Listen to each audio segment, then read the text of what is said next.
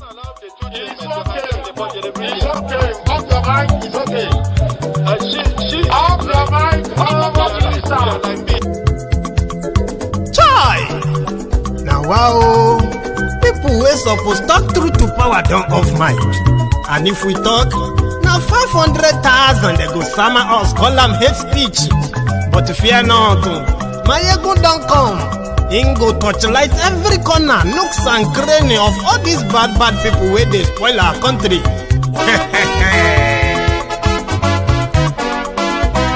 So my people make we laugh, oh yo yo. Maiyegun don't come, oh yo yo. My people make we shout, oh yo yo. Maiyegun don't come, oh yo yo. Maiyegun don't come, man of the masses, oh yo yo. Maiyegun don't come, oh yo yo. Maiyegun diary Politico, oh yo yo. Maiyegun don't come, oh yo yo. This one not the off in mind, oh yo yo. Maiyegun don't come, oh yo yo. Can in the touchlight every corner, oh yo yo. Maiyegun don't come, oh yo yo. Okay, some people be they holla say they want the power. Chai, them be promise us say we go get light and power. Nah. Them hustle sote they can't get the power. But now they know they do anything with the power. Every day, dollar just they get the higher power over naira. See them talk say make we off mind, but thank God say Maiyegun don't come. So my people make you loud, oh yo yo. Maiyegun don't come, oh yo yo. My people make we shout, oh yo yo. Maiyegun don't come, oh yo yo. Maiyegun don't come, man of the masses, oh yo yo. Maiyegun don't come, oh yo yo. Maiyegun diary Politico, oh yo yo. Maiyegun don't come, oh yo yo. This one not they off in mind, oh yo yo. Maiyegun don't come, oh yo yo. Person where they do evil, no one make person talk. Them say that Maiyegun, that man too they talk. He too they talk. Say Maiyegun diary, he they hot like pepper. But every day then they take money in bulk. Poor man picking, they the street they hawk. Still them talk say make we no talk. But thank God say Maiyegun don't come. So my people make you loud, oh yo yo. Maiyegun don't come, oh yo yo. My people make you shout, oh yo yo. Maiyegun don't come, oh yo yo. Maiyegun don't come, man of the masses, oh yo yo. Maiyegun don't come, oh yo yo. Maiyegun diary Politico, oh yo yo.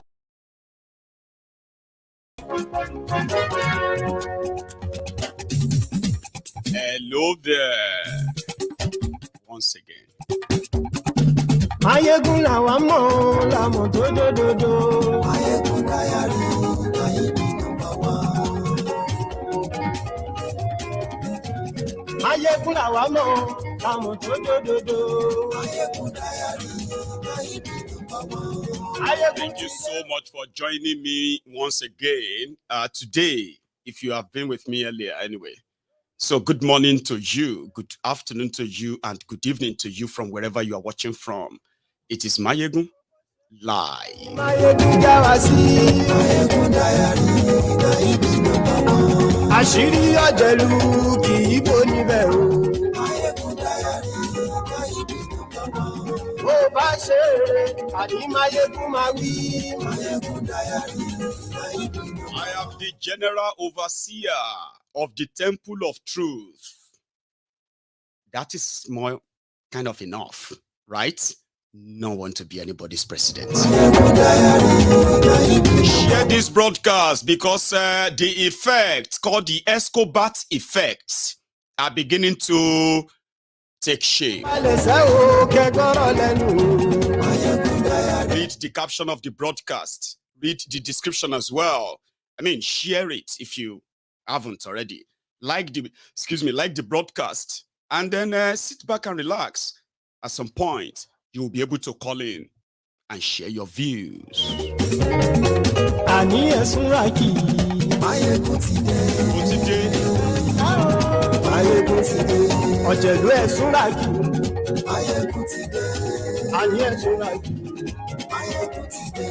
Lórí Facebook. And yes, we like you. Lórí YouTube. And yes, we like you. ọba bá gbé wúrẹ́. The over Ilorin is still very much raging. Ijó ìgbádìyẹ. Àníyàn tó láyé. Pẹ̀sìdó bá rúfin o. Àníyàn tó láyé. Gómìnà gbówó jẹ. Àníyàn tó láyé. Ọlọ́pàá tí ń darí bá. Àníyàn tó láyé. Aṣòfin tí ń rúfin o. Àníyàn tó láyé. Òkúra olóṣèlú. Àníyàn tó láyé. Thank you, far too kind. Jẹ̀lú ẹ̀sùn láyé. Àníyàn tó láyé.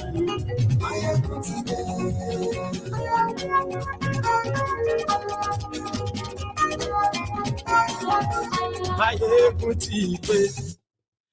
Thank you. Once again, good morning to you, good afternoon to you, and good evening to you from wherever you are watching from. And you're welcome to the Temple of Truth. And this is Maiyegun Live. If you have read the caption of the broadcasts, especially if you are watching it live, it's quite interesting to watch it live than to watch the replay. Either way, the conversation will start from the new announcement, which they have not been able to actually give reasons. Now, here is the backstory. In December 2022, Adisirika, the fraudulent aviation minister of Nigeria, the famous Kama of the now RIP Nigeria Air, Adisirika, signed a deal with one of these nice, beautiful African countries that is mostly tourist destination in Africa, so to say, Seychelles Island. Now, Nigeria signed a deal with them, and that was to allow the airlines from Seychelles, right, to be able to, and other airlines too, to be able to fly directly to Seychelles. It was kind of, economic sort of breakthrough for those who are plying their trades along that route, mostly Nigerians who want to go and spend money. Okay? But there are other backstories. Seychelles Island, or Seychelles, right? They have been faced with the pandemic of drug dealers. I'm talking about intercontinental drug runners. So recently, sometimes in February or March 2023, there were some Nigerians arrested and caught with drugs. But that contract or should I say that agreement of December was still very much active until this month. And what happened? Seychelles Island, or Seychelles, happened to be a country that actually allows Nigerians with your green passports to travel to. Because when you get there, that is when they are going to give you your visa. It is visa on arrival. That kind of, they know you are just coming to spend money. Okay? So when you get to their country, you can buy tickets and say you are going to Seychelles with your green passport, Nigeria passport. As bad as the passport is kind of is among other passports, it is still one of the destinations. I mean, they say Nigerian passport can travel to 40 countries. 40 countries. Most of them, you will get your visa on arrival. Okay? As bad as they want to tag Nigeria, they are still allowed that. But that number is shrinking. The conditions are changing. And immediately after the last charade and swearing in of Kolu, people who have been kind of choosing destinations here and there can tell you, right, that most of these destinations, most of these countries are beginning to change what used to be their rules. Now they are like changing them to match what they consider the Nigeria of a drug dealer or drug lord. Remember when people said, or when we were saying then that it is not just about, choosing a leader for Nigeria. In fact, it is so crucial at this point in time to be very careful, because the effect of whoever become your president will not be limited to those who are living in Nigeria. It will be beyond, far, far beyond the shores of Nigeria. Consequences of, bad leadership, so to say. But no explanation. A young man who is a travel blogger, I believe, right, kind of got his visa rejected. Now, like I said, Seychelles is a place where you can just buy the ticket and travel to. So you don't really need to apply for visa. Okay? But now, somebody got a reply back and he said, the message was, we regret to inform you that your application has been declined as per immigration regulation. For now, we are not accepting any Nigerian passport holder for holiday purposes. Kindly contact blah, blah, blah, blah, Seychelles Immigration, okay? And if you would like to speak to us about this decision, you can reply to this email or speak directly to an agent using live chat. And there is actually a live chat plugged under that, okay? Now, this is strange for those who are like regular, frequent flyers, travel, vloggers and all of them, travel bloggers, you know what I mean? Who actually, in this day and time, you see all these content creators, right? All over Africa. And some of them are, they are currently campaigning for a sort of a borderless Africa. You know what I mean? Where young Africans can actually travel all over Africa without any immigration constraints, kind of. That's to tell you that a lot of them want to really explore Africa, okay? And a lot of them are actually exploring Africa. Now, if you are a travel blogger from Nigeria, like your contemporaries from other African countries, now you would have to be faced with the reality that having a drug lord as your president in that Nigeria, there are other places, other countries that believe that a lot of us are going to end up as either mules, drug smugglers, or we are running away from the consequences of the state capture. And that is about to happen in Nigeria. So to get ready, they will be preparing and changing their own immigration law, visit and the rest of that. Some of you will be like, it is their loss. Of course, it will be their loss. And to them, it is a way of kind of, a caution of, we don't know how this is going to be. We want to be careful with these people, Nigerians. And they said it clearly. Okay, people contacted them.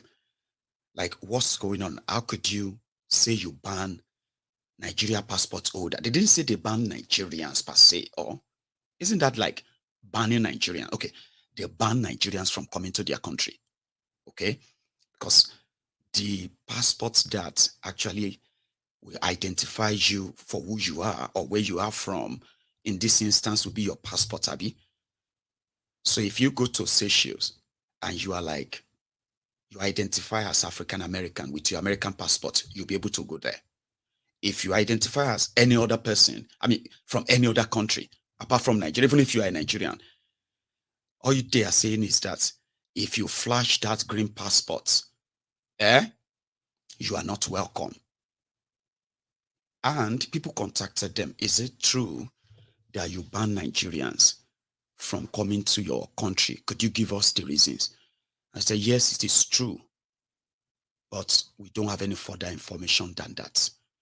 That at the appropriate time, they will make a statement on it. And this is Nigeria. We are talking about Nigeria here. Some people will tell you, in fact, let me actually tell you this.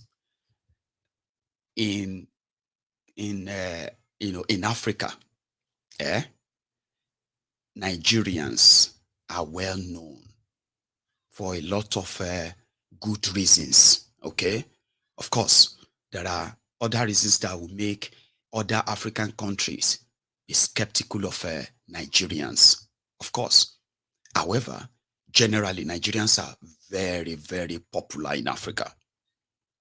But one thing that Nigerians seems to have everywhere we go is like we are very loud, and then somehow we kind of feel like we are the most advanced people, the most this or that in Africa.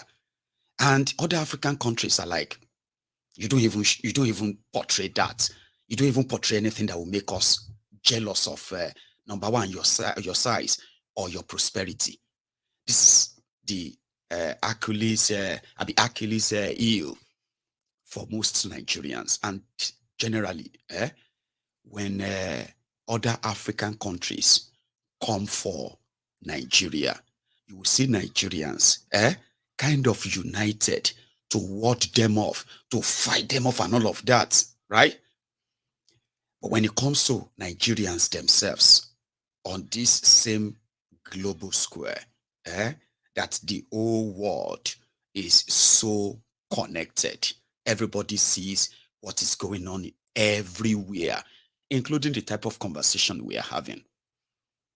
So when it comes to Nigerians among themselves, other African countries, they know about the division, they know about the hatred, they know about the corruption, they know about almost everything about Nigeria. And in most cases, they actually feel sorry for Nigeria and Nigerians. Why did I say that? It's not because they are far better or anything, no. They see proud people who believe that they have almost everything that should make them kind of really, really, really powerful and superior. Okay? But when they meet these Nigerians and all of that, they see industrious people that got chased away from a country. And to some of them, they're like, you couldn't love Nigeria and a lot of you are not in Nigeria, which is always kind of, like I said, Achilles heel of so many of us. You have the loud mouth, you think you are intelligent, but you are being rude by the old, haggard, corrupt criminals. Okay? So if you are Nigerian and you think you have opinion about the rest of Africa, yeah? So the moment they start telling you how much you don't have any, then you begin to feel like, So in, what do you call it?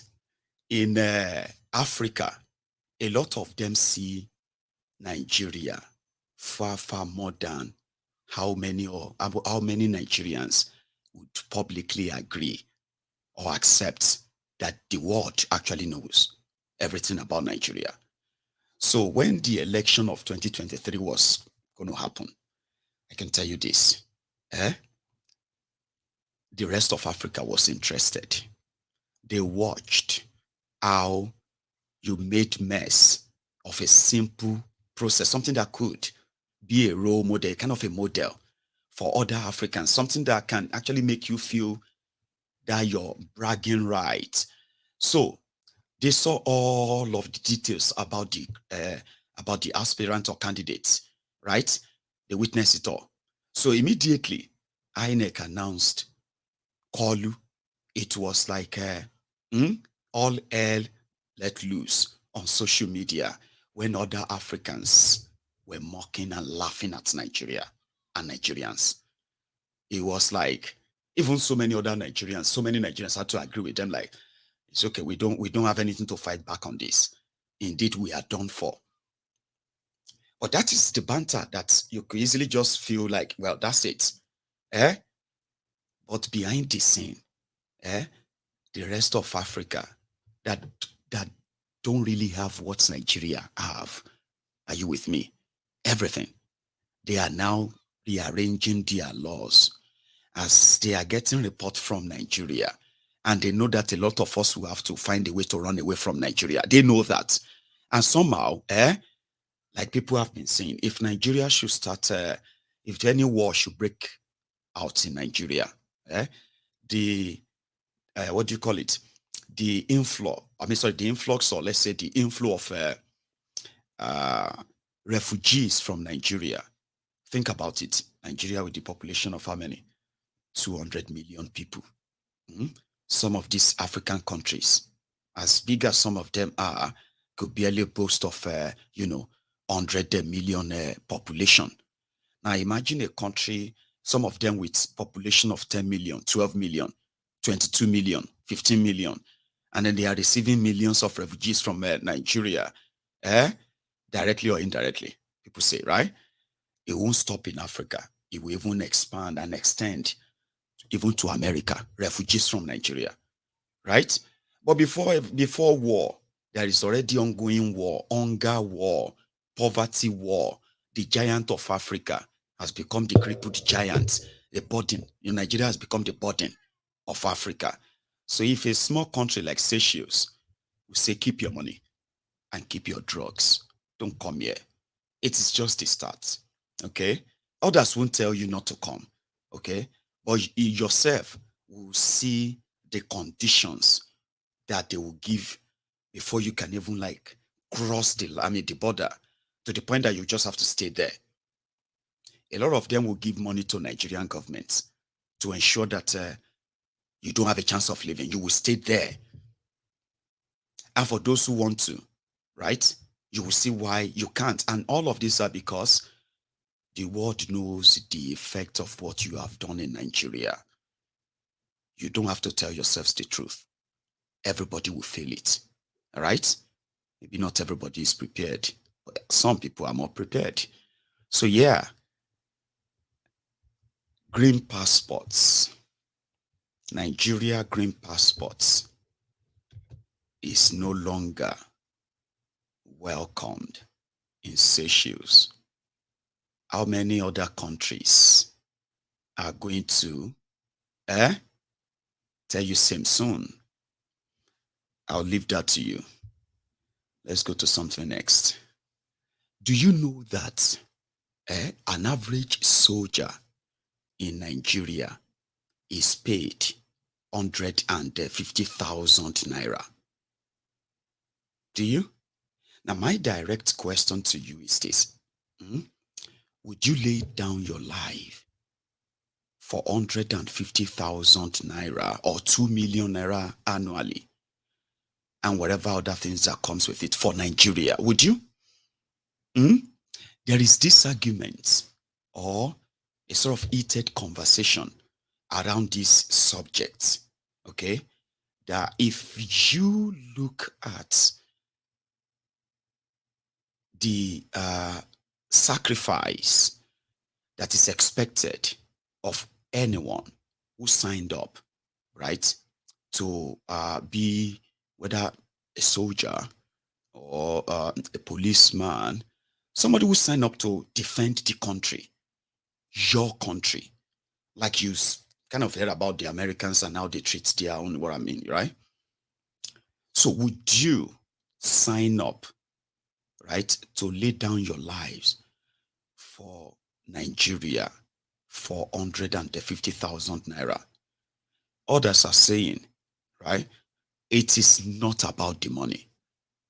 And I'm like, okay, but you will need that money too to keep your family running, right, as a soldier. And at the same time, if you have to die, then something must be in store for your family, if you have one that you are leaving behind. Things that will say, I may not need the money. I may not kind of, you know what I mean? But I've got people, I've got family. So they started talking about what they are earning. It is even worse and ridiculous. When I say averagely, that's just in between. People are paid, soldiers in Nigeria are paid as little as 120,000 naira, 95,000 naira. And most of the time, they don't even get paid in time. And here is other thing as well. You know, they say if you sign up to join the military, at the same time, you would need you have a choice of where in that military you want to kind of go to. Medical, you know, a combat, or I don't know, all those kind of, you can choose. You can join the military, right? And never have to carry a gun, okay? But one thing about the military service is that during the time of war, okay, everybody will be drafted. Almost everybody will be drafted to the war front. Nigeria is not fighting war. But do you know, or officially declared that they are fighting? Nigeria is not officially fighting any war, right? But behind the scene, Nigeria is fighting the jihadists, the terrorists in Nigeria. We have read news, we have seen news of mutilated bodies of Nigerian soldiers. We have heard news and we have seen news with evidence of Nigerian soldiers killed by terrorists, being buried in shallow graves, mass grave, no real military honor or anything. We have seen all of this, okay? But they say in the last 7-8 years, the practice is you will join the military, Nigerian military. You get to join the training. Now, from your training of maybe after 3 weeks or a month, right? The next thing, they're going to draft you straight to the war front. And that war front is to go and fight either Fulani terrorist or you should go and fight Boko Haram terrorist. There was no chance of them having to choose since Nigeria is not at war. And if Nigeria is at war, okay, then that should be officially declared. So everyone who is going to be drafted, if you voluntarily join the military, you can be drafted with those conditions spelled out. You can get killed, and that should happen to you. These are your insurance. They don't have that in Nigeria. A lot of them who join the military because of poverty, because of unemployment. Okay? I mean, of course, people sometimes, you see, we have seen where, even in America, there are people who are running away from something terrible they have done. They quickly go and sign up and join the military so that they can get shipped out of America. And somehow, that can even get, that crime can even get pushed aside if it probably does well. So we have seen that, or we have seen people who have joined because they joined the military in the US because they feel like that's how to face their demon, by just being somewhere, engaging in, for different reasons. But mainly, majority of those who join some of these world army that I've actually read about, the American army or the American military, or what you call it, majority joined because they believe joining the military gives them the chance to defend America. And according to them, once you join the military, you will defend America's enemies, both local and foreign. And that is what they use in justifying shipping all their soldiers outside America, because they believe that the enemies that are after America, they are both within and without. Everything is clearly stated. The family members of everyone joining the military in the US, they know what they are signing up for. They know what will happen if something like so should happen to their loved one. In Nigeria, all these are not clearly spelled. The families of these soldiers, majority of them will just receive the news that their young sons have been drafted to go and face Boko Haram after finishing the military college, whatever training. Okay? They are drafted like that. A lot of them have been killed for this reason. Their families are not even informed for this same reason, right? A lot of them died for not even understanding what they died for. Did they die for trying to partake in the fight set up by the same jihadists in government in Nigeria? Or did they fight, or did they die because they are defending the integrity of Nigeria? A lot of them won't know why they died.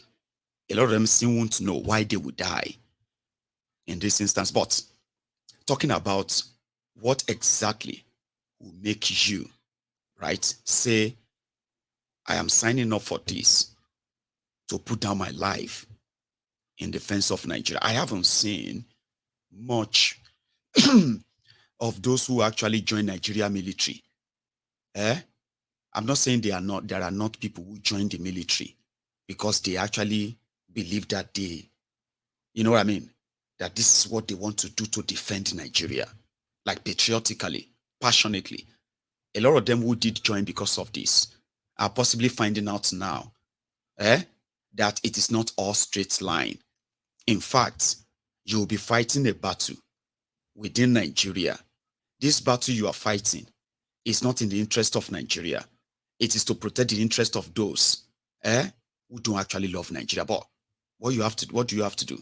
You obey the last command. You obey the last order.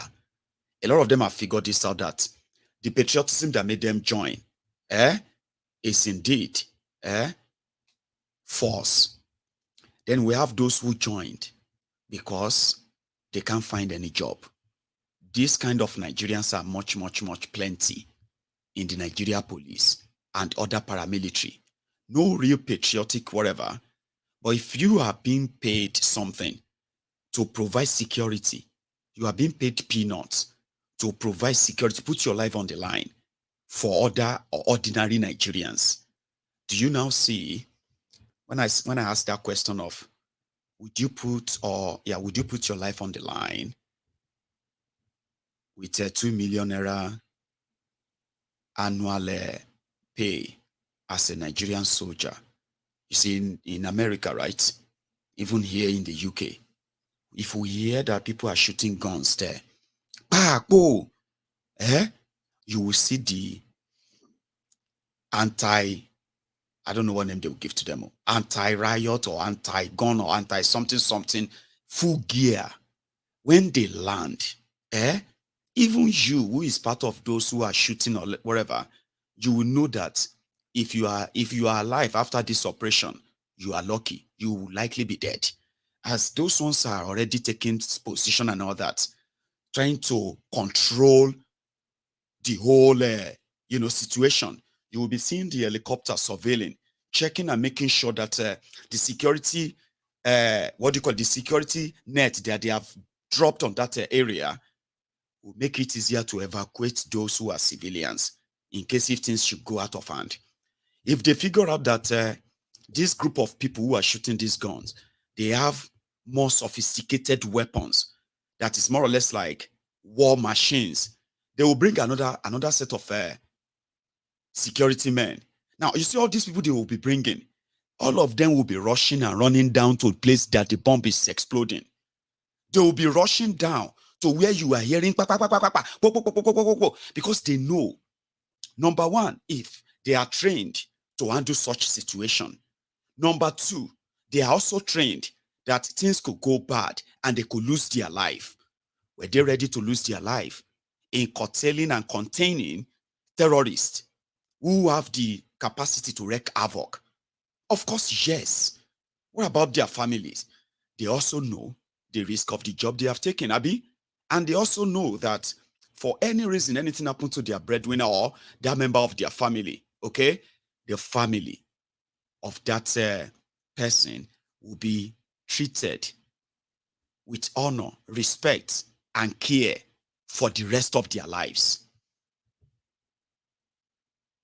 So, why won't you want to put your life on the line for such?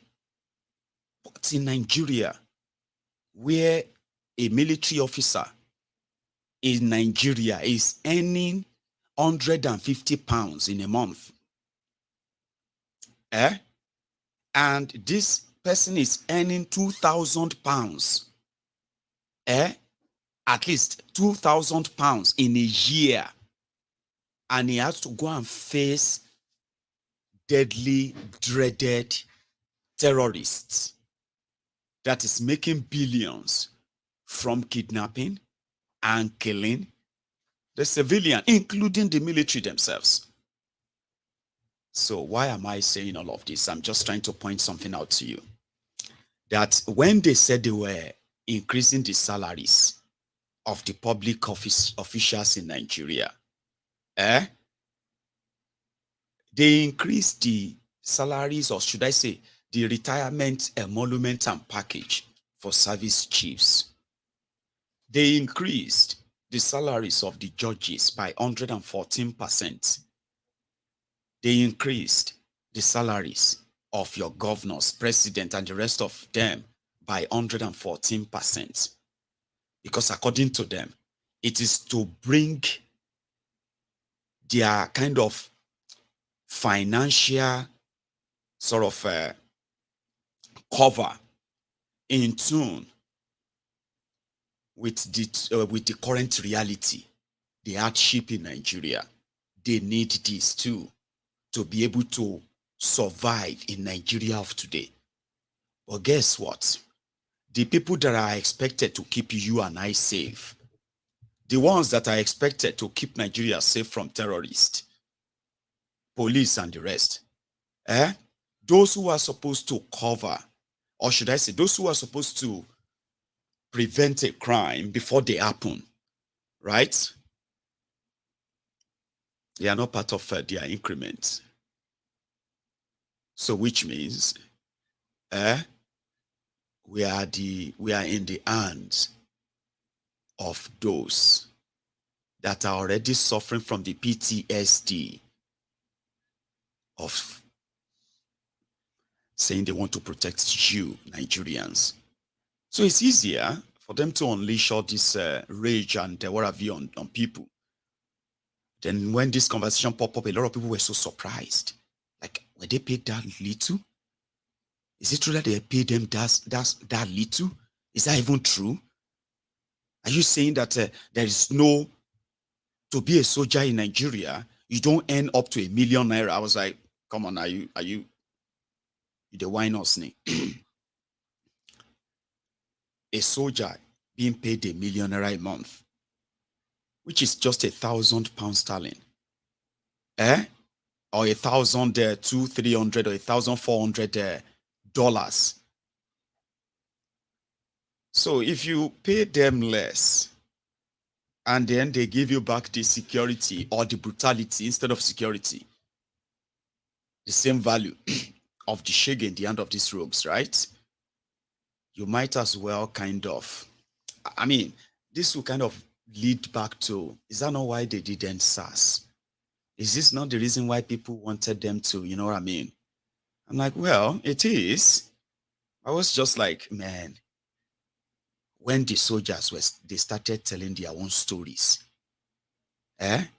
telling their stories of how they have been kind of treated as soldiers in Nigeria.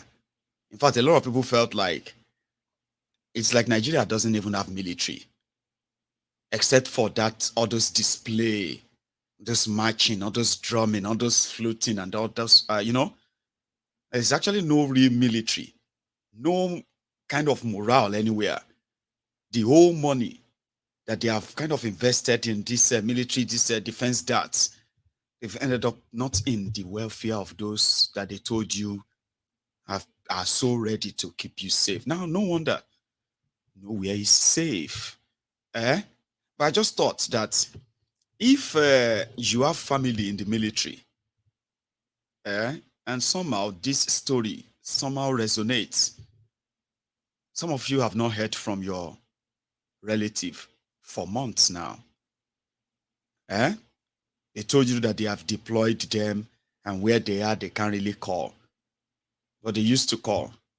A lot of them that they told that if you go to the war front, you go there for 6 months or 3 months, they will take you back and they will take another set of people. Some of them have been at that war front, no salary, no good food, no real good weapons, so to say, right?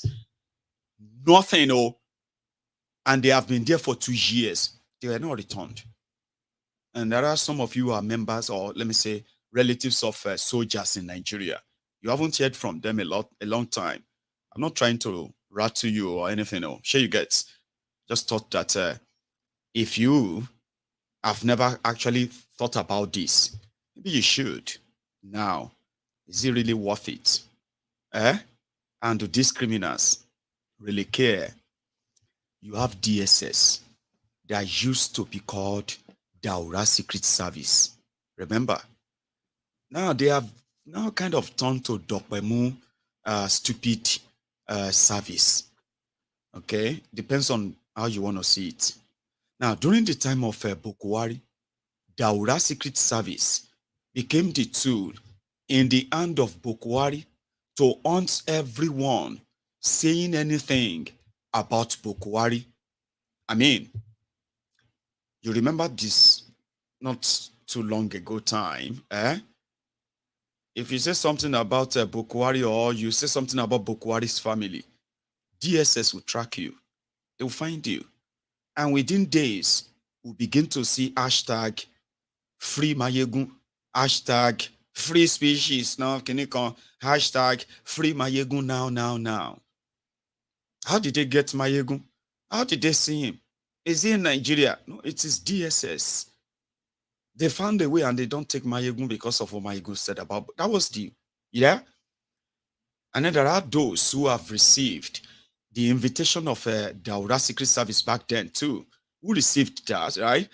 And they were warned based on their utterances, based on whatever they said or their views about Bokwari's government. But there's one thing that Daura Secret Service couldn't do, their real mandate.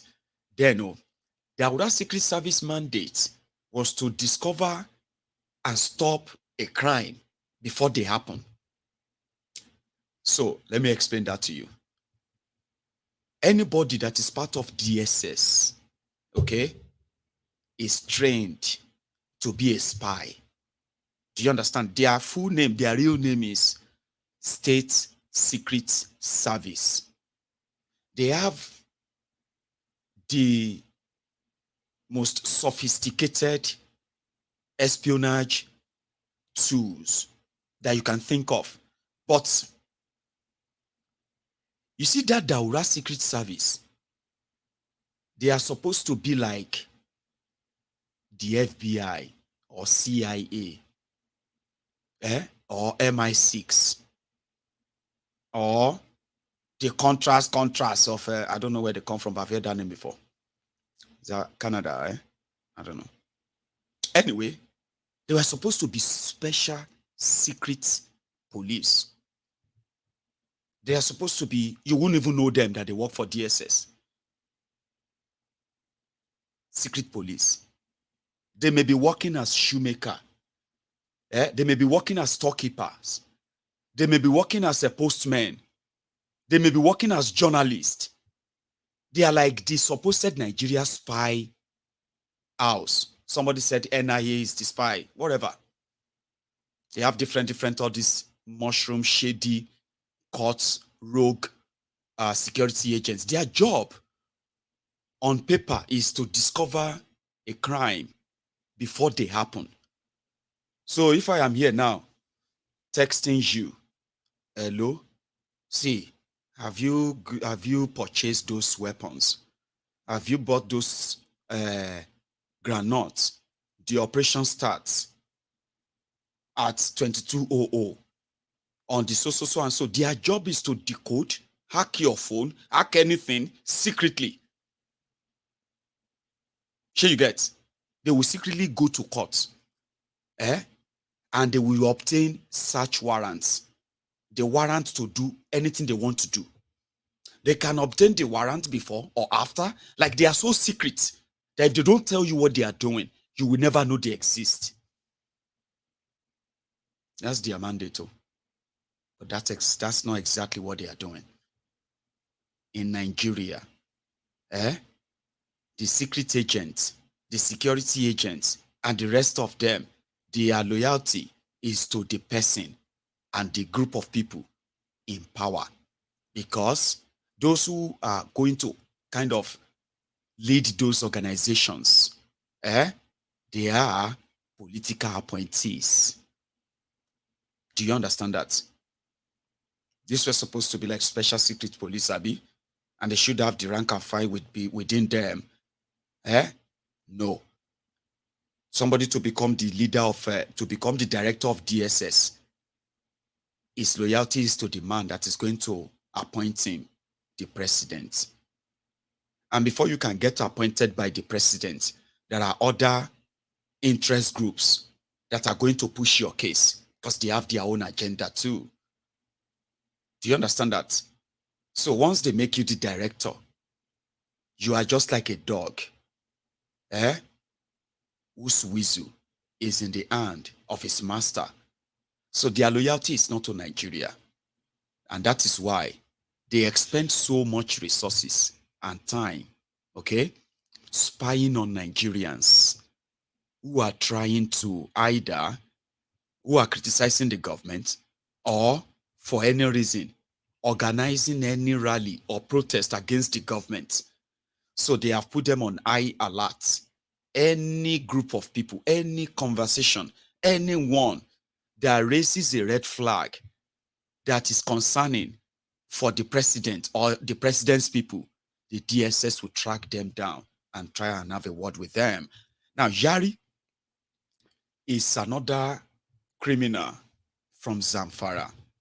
He ruled Zamfara, and he also ruined Zamfara. He looted Zamfara, but is one of those lucky criminals. He belongs to APC, Egbekegbe. Being member of APC, Egbekegbe, with so much money. He has so much money from the poorest Zamfara state. This guy has so much money. Enough that when he returned back to the Senate in Nigeria, he decided to run for the Senate presidency. Right? He wants to be the Senate president. But the arrangement was that everything is Muslim. So they needed a Christian to mix it. So we can't have another Muslim. So he started mingling with the PDP, seeing how much, Akpabiole, a former PDP member, who also have his friends as senators too. So the it was a game of number then. And guess who was giving Tifnumbu headache? Yari. Now, a lot of people are thinking that, does it even make sense? Does it make any sense that DSS arrested Yari because he insulted Tifnumbu? How did he insult Tifnumbu? Some were like, that doesn't make any sense. Of course. Oh, that's fake news. No, it's just this unfounded rumor. Whatever you want to see it as, okay? But here is something. Why would DSS arrest Yari, and Yari people are pointing fingers at Kolu Tifnumbu? I saw it with my eyes. And if you're looking for that, they were pointing fingers and they said, Tifnumbu is trying to punish Yari because when they were campaigning to choose who will be the Senate presidency of Nigeria, Akpabiole is the anointed candidate of Kolu. And you see those APC, Egbekegbe Adamu, they said that wasn't what the party chose. But Kolu has decided anyone who is not on the line or who failed to join the queue is declaring himself as an enemy. So from what we heard, they said on the night before the election of or selection of Akpabiole, Yari was actually sharing 100 million naira each. 100 million, 100 to a group of senators who assured him that they would vote for him against the directive of Kolu. They said when Kolu and his people heard this, Kolu himself put a call through to Yari, and Yari didn't pick the call. But not just that he didn't pick the call. It was what he said in the presence of the people that he ignored Tifnumbu's call. Something like, see him, he's calling me. He's calling me now. Probably think he can just tell me or bribe me not to run and become the Senate president. And they laughed about it. Okay? And something that felt like mocking Tifnumbu, like, he's calling me. Why is he calling me? This one has called me. That one has called me. And I know why they are calling me. No, there's no going back. That was kind of taken. The move to arrest Yari also came from, I'm going to tell you something quickly. Did you read that news when they said that Daura or Dokwemu Stupid Service, DSS, has invaded EFCC, ICPC, and any other agency that has investigated Tifnumbu or investigating him, whether in the past or now, whatever, that they have carted away every document, any document at all, that is related to anything Tifnumbu, Alpha Beta, or Tifnumbu's family, their businesses and all of that, in their custody, that they have carted all of this away. ICPC came out and said, no, it's not true. No document has been carted away from us. In fact, we don't have any investigation on Tifnumbu or documents. And you know that when they deny, especially when they deny something, Baba, it is true. At least from my own experience, when something happened and you say it and they tell you it's fake news, then they come out to say it's a lie. No, it's not true. Ladies and gentlemen, pay attention. It is true. Okay? But Kolu, the drug lord, one of the most investigated criminals in Nigeria, who has been able to buy his way up to this point, is now in charge. All the documents on Obasanjo's corruption, Tifnumbu have all of them now. All the documents on Atiku's corruption, everything is with Tifnumbu right now. All of the past, present state governors in Nigeria and all of their shady deals, Tifnumbu have everything right now. Sure you get. And as it is one of the things that makes Nigeria president one of the most powerful person on earth. Like Nigeria president is more and more powerful in Nigeria as Nigeria president than American president in America. Do you understand that comparison, right? Anybody who is Nigeria president, anybody called Nigeria president is like above everything. And at that point, he has everything at his beck and call, right? To do anything with anyone and get away with it. And you'll be wondering, where are the good people? Where are all of the good people who used to talk? We cannot hear from this again. We don't hear from that again. Because they can't talk. The person you want them to talk about has all the compromise on them. All he has to do is to just call anybody and just release some of them. And then you begin to be open. Now I'm ready. Want to fight. And say, I didn't know that Obasanjo caused that much damages, Sha. I didn't know that Buhari is that evil, Sha. And did you see all the... So, the likes of Yari, who have bags and baggages of corruption, and they are hiding inside APC, Egbekegbe, where they are protected and they are loot. So, when you challenge the emperor that knows how you looted Zamfara, the emperor that knows your dealings with those you are giving money to, either for terrorism or for other reasons, where you keep all your loot, those who are keeping them for you, he has everything on his table. Everything. So he's talking to you. You dare not pick his call. You thief. DSS. Carry him. Is it not the same DSS that told us that Emefiole is sponsoring terrorism. How long do you think it takes to tell Yari that, listen, this is Escobar, Pablo? Gone are the days where una one day flex that northern cabal, northern this and that. Listen, you will be jailed for terrorism, for corruption, and we will release all this to the same people you think will defend you.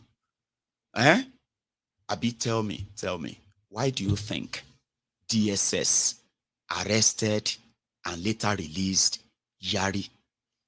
There are other reports saying that during the Bokwari's second term in 2019, which was also the time that Yari was, running to replace himself. That was when he was going to the Senate and he was governor of second term. They said 41 billion naira of Nigeria money was given to Yari as part of Bokwari's 2019 re-election. They said Yari swallowed the money and damned the consequences. So it is now Tifnumbu that is using the DSS, not EFCC, to go after Yari. And that is why those who said, no, it's not because of that money. Of course, they will use that money to tell him that, sure, you won't go jail. Sure, you want me to disgrace you. Don't try any nonsense. This is Kolu. You know well, oh. Don't try that nonsense again, oh. We know you stole this and that, oh. Okay? That's when that makes sense. That it is because Kolu called Yari not to contest against Akpabiole. Yari dared him and he contested. From the results, it was a very tight race. In fact, it would have been another Bukola Saraki and the Nomela Yekeneri, just like it was in 2015, yeah? So they are. Meanwhile, Yari people are saying, Tifnumbu is playing with fire. I said, aye, right. Playing with fire. I have told you, it won't cost these people. When they finally have something that is called legitimacy from the court, for example, if the court says Obi and Atifku cannot prove that Tifnumbu rigged, and they say Tifnumbu should continue, Baba, Shetima fit disappear. The last 8 years has made a lot of us believe that these jihadists, they are so, they are so corny and they are so patient, and the way they are waiting for the day that they are going to overrun Yoruba land and all that kind of thing, right? That Tifnumbu, they may find Tifnumbu, and then it will be Shetima. And I said, go and read about Tifnumbu. I'm not saying they are not like derein, they are targeting themselves. So, but if you understand what power anyone they call Nigeria president actually holds, and if you ever have a situation when you become that president and you have legitimacy problem where people are saying you didn't win, those who rig for you are trying to blackmail you as well. That, listen, if you try any nonsense, we'll go show you. So you will push him to that state of desperation, okay? And you will find out. Shetima fit disappear. I'm not saying it will disappear. You are dealing with the Lord and his group. And if they figure out that indeed these guys are going to rock the boat, well, you can write it down. Shetima fit disappear. And you're going to wonder whether Boko Haram sympathizer that you believe will take over from Kolu. I'm not saying it will, though. I'm just saying that if things get so kind of tensed up that way, and you box Kolu to that desperation side, unfortunately, if he should escape the courts, everybody should get ready, including those who believe that they sort of helped him, okay? And I'm talking about the northern elites. Now, from when I go start first, let's go to the next one. Mhm. And this time, I'm actually going to take calls tonight because it's going to be like an extended convo. Right. Eastern Nigeria, Biafra land, where the injustice meted at one man is now snowballing into a full-blown crisis. I am going to say this just again. Nnamdi Kanu, that has been sort of demonized enough that a lot of you will agree, or a lot of you did agree, that he deserved to be punished, jailed, killed, and every other thing you wished, simply because some of you felt like if they didn't do that to stop Nnamdi Kanu, one day will be one day that those that couldn't use that force, you said, to stop Nnamdi Kanu will not be able to go back to Eastern Nigeria. I mean, some of you predicted that, yeah? Okay. As much as you might be telling yourself today that you said it, unknown gunmen, people who are forcing people to sit at home, those who are bragging and making videos of destroying people's wares, people's businesses, smashing them, and singing of sit at home, go and sit at home. A lot of people on social media, most of them not victims per se, most of them reacting, their own way of showing that reacting to the injustice meted at one man. But let me just remind you something. One of the things that actually goes wrong or went wrong from the start is that a lot of time was expended and allowed for falsehood, misrepresentation to actually spread. And this falsehood and misrepresentation, they were coming from the government. They were the source of this discontentment, all right? These divisive rhetorics that further make the conversation around why do they want Biafra? Why do you even have IPOB? You know, making the conversation around that very, very difficult to have, if not impossible. Because people already have their own personal premonition or conclusion per se about anything that has to do with Biafra or referendum or breakup. The politicians who were supposed to actually manage this from the start thought it would never, in a way, get out of hand if they, rather than manage it, if they milk it and make it deteriorate enough, right? But here we are today. Let me tell you that. The conversation around the Biafra, referendum, and Nnamdi Kanu, and whatever you have as your personal experience. For now, I'm not going to rule out people's experiences here, okay? Now, we all know it has become almost impossible to even have a clean, clear, understandable, sort of communicative conversation. Any clearer conversation, intelligent conversation. You know what I mean? Conversation around why Biafra, okay? And why now? And kind of like, you know what I mean? Conversation around that would have helped a lot of people who have sort of been sort of agitated based on what they are told.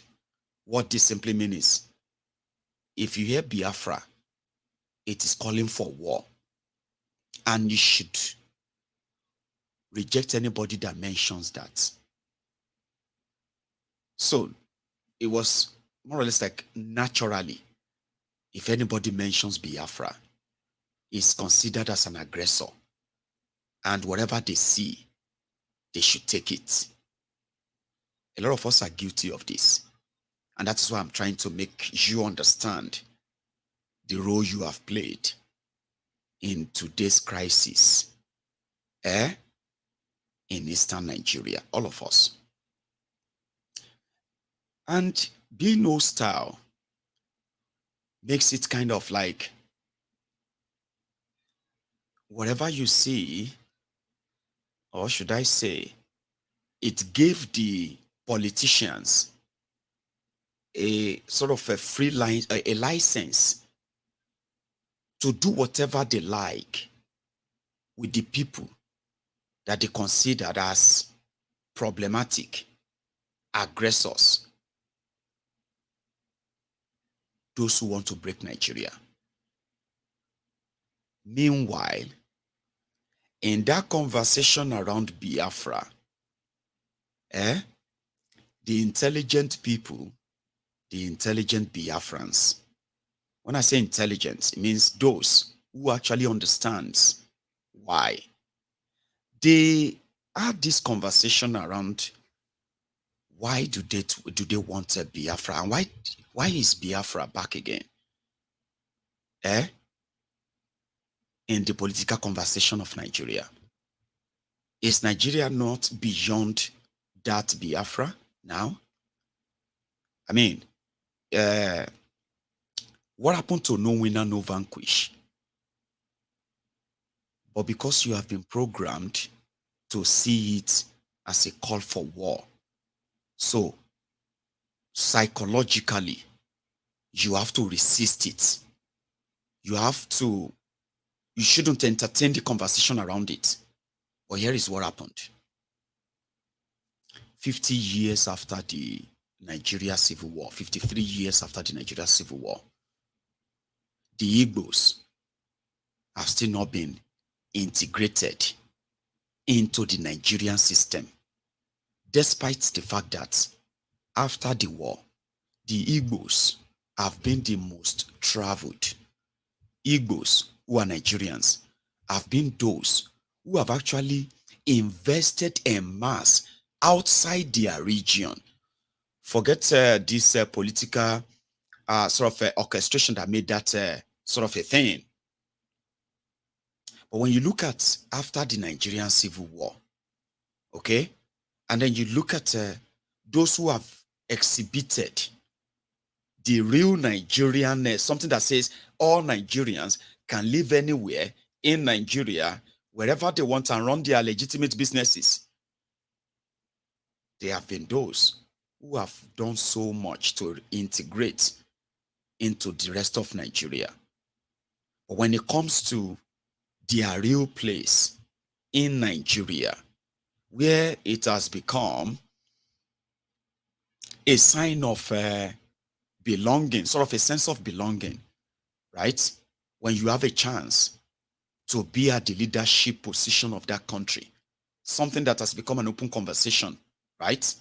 And after 53 years, the rest of Nigeria are being convinced by the political criminals, past and present, why an Igbo can never lead Nigeria.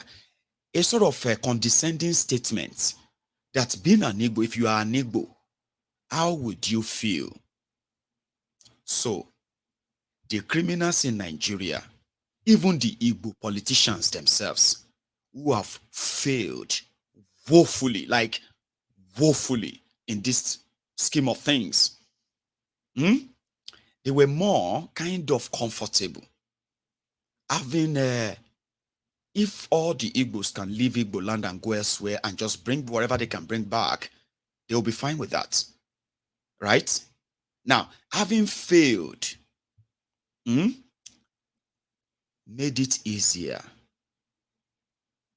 for Mazi Nnamdi Kanu to remind the Igbos that no matter what they do, no matter how much they integrate, no matter how much they invest in Nigeria, they will continue to be reminded that they are not wanted in Nigeria. Now, if they are not wanted in Nigeria, if it has gotten to a stage whereby an Igbo man, an Igbo woman is questioning his place in a country that is meant to be his country or a country, and every now and then, he or she is reminded that no matter what they do, no matter who they are, they will never be in charge of Nigeria. So Mazi Nnamdi Kanu decided to remind the Igbos their true history, remind the rest of Nigeria our true history, the ones that they believe if they are told in your classrooms, of course, you probably won't be proud Nigerians. No, you won't say you are proud Nigerians, of course. So they kept them away. Now, instead of the politicians who actually listen to Nnamdi Kanu, who kind of so scared that the people Nnamdi Kanu is addressing, if something is not done,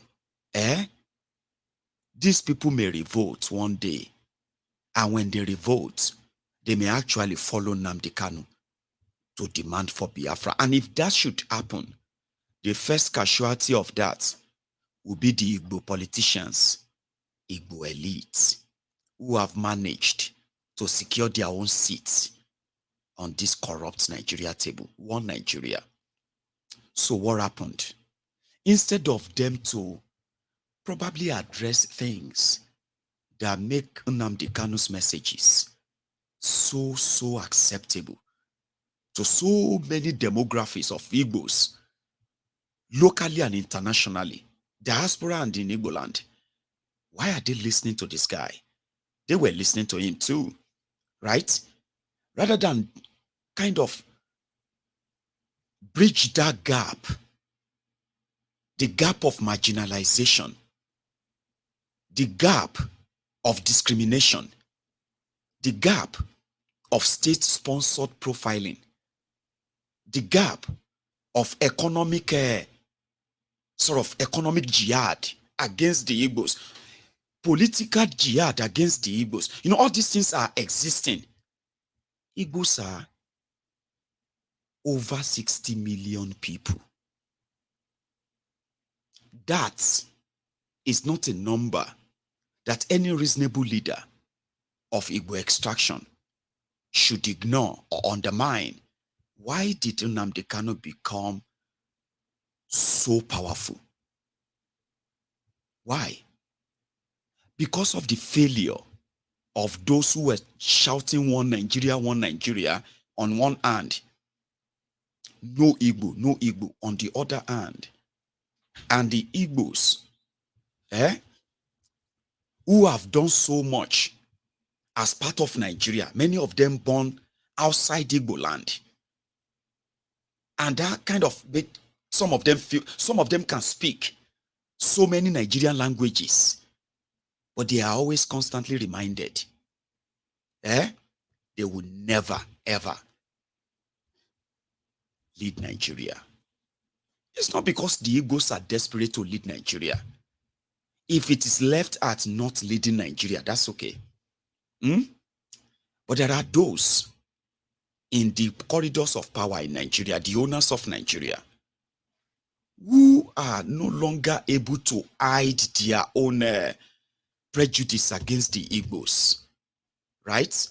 That they have started using the state machineries, the state apparatuses to hunt down and profile the Igbos, their businesses and everything in Nigeria.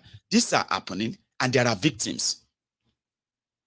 So when Nnamdi Kanu speak about their dilemma, he speaks so passionately as a victim too. You know, you can't speak about what is going on in Nigeria if you haven't experienced it. You can't. you'll be faking it. It will be so obvious that you are faking it. But if you want to talk about what is going on in Nigeria, and you have experienced them firsthand, any part of them, when you are speaking to people who are experiencing them now, it will just be like you are speaking straight into their consciousness. And that's a very powerful way to connect with people. When you connect with what they daily face that nobody want to even address, nobody want to talk about. So rather than build on this and at least take a look at all these shortcomings, give the Igbos the voice. Give them their exact place in that Nigeria. If you want to, if you really want that one Nigeria to make sense, right? Now, if people are actually doing that, okay, and this issue of economic sabotage, jihad, if they see that indeed these are kind of reducing, okay, the development of the underdevelopment of Igbo land, that a lot of you will conveniently say the Igbo governors are to be blamed for the underdevelopment of Igbo land. Of course, you'll be right. But at the same time, when you have a region where those who killed over 5 million people to force them to remain in Nigeria feels like they didn't kill enough, the owners of Nigeria. So rather than follow their no winner, no vanquish nonsense, it was switched to Cold War. So, which indirectly means anything but Igbo. And anything to use to justify this cruelty, this cruelty against them is welcomed. So rather than look into all of the rant, complaints, facts here and there of Nnamdi Kanu, and find a way to cover them up enough that this underdevelopment, this this second-hand or third-class citizens of how they are treating the Igbos would have discouraged at least more people from listening to Nnamdi Kanu. But when Nnamdi Kanu says something, and the following day, those things started happening. The people that ignored him yesterday, they want to listen to him tonight. When they listen to him tonight, and they begin to tell them things again, they are already connected. They already feels like Nigeria doesn't want them. Okay? And it is by the Nigeria action. They have already agreed that their political elite, they are also in on it. Okay? So, this man is a prophet that is trying to bring all of us back to our senses. If we don't act, we'll perish. So instead of looking into those vices, into those complaints that Nnamdi Kanu listed for years, they diverted your attention more to Nnamdi Kanu's negative words. Yeah, they want you to remember how Nnamdi Kanu insulted the Yoruba churches, how Nnamdi Kanu insulted the Yoruba women, how Nnamdi Kanu insulted these Yoruba men, how Nnamdi Kanu insulted the Yoruba race, how Nnamdi Kanu insulted the Fulani race. You know what I mean? That's exactly, if they want to have their Biafra, they should have their Biafra. How can you be insulting the Yorubas? You this kiniko. So you are so raging. So that worked, by the way. It worked. So what happened? The elite in Nigeria, Igbos, Yorubas, Fulanis, Awusas, all of these criminals, they were able to make Nnamdi Kanu the symbol of a scapegoat that you love him to be. Nigerians were requesting, they should arrest this Nnamdi Kanu. They should take kiniko. They should kill this kiniko. We'll kill all these Igbo again. Like people were kind of mocking the Igbos that they were killed and they will kill them again if they try any nonsense. But they don't want them to go. Now, despite all of this, I'll keep reminding you, there was no unknown gunmen in eastern Nigeria. There was no harassment or anything of anybody in eastern Nigeria. There are videos where Nigerian policemen, they were fighting to take pictures with Nnamdi Kanu. Yes, there are videos where Nigerian policemen were providing the pathway for Nnamdi Kanu to walk through this mammoth crowd. So there was never anything unknown gunmen. There was never anything IPOB harassment. They were having meetings. I'll show you something. You know this video? Now take a look at these people. These are IPOB members in eastern Nigeria. When the whole conversation was around why Igbos want referendum, they were not even asking for war. So take a look. This is what it looked like in eastern Nigeria when IPOB, right, under Mazi Nnamdi Kanu, was preaching about Biafra. Elderly, young people, they will gather together. They will talk about all their problems. They will talk about all their aspirations. They will remember all of their, ancestors and the past heroes and heroines and all that. Then they will plan ahead and say, well, whenever the time comes, we will come together, okay? And we will vote for Biafra. This is the people that they are telling you or making you believe in outside Igbo land as, violent people. Take a look. You remember this song now? Onyedu Ipod, Omeriwo Nindizu, Oniya, Abakare, Mama Bawora, Unapori Meri Nandi win the war. Python dance 1, Python dance 2, now Python dance 3. Unapori Meri Nandi win the war. Python dance 1, Python dance 2, now Python dance 3. Unapori Meri Nandi bu Onyedu Ipod, Omeriwo Nindizu, Oniya, Abakare, Mama Bawora, Unapori Meri Nandi win the war. Python dance 1, Python dance 2, now Python dance 3. Unapori Meri Nandi win the war. Python dance 1, Python dance 2, now Python dance 3. Unapori Meri Nandi win the war. Python dance 1, Python dance 2, now Python dance 3. Unapori Meri Nandi win the war. Python dance 1, Python dance 2, now Python dance 3. Unapori Meri Nandi win the war. Python dance 1, Python dance 2, now Python dance 3. Unapori Meri Nandi. So those are the people they want you to believe are terrorists. Those are the people they want you to believe are dangerous people. That's what they do. They sing and all of that. This was even after Python dance, when they sent soldiers to go and hunt down young Igbos. All of this happened. We saw them killed. And a lot of you justified those killings. You said Nnamdi Kanu send the young people to their death. How did he send them to their death? You watched the criminals in Nigeria justified killing other Nigerians who identify as Igbos. That happened. Despite all of this, they kidnapped him. And after kidnapping him, they started their unknown gunmen.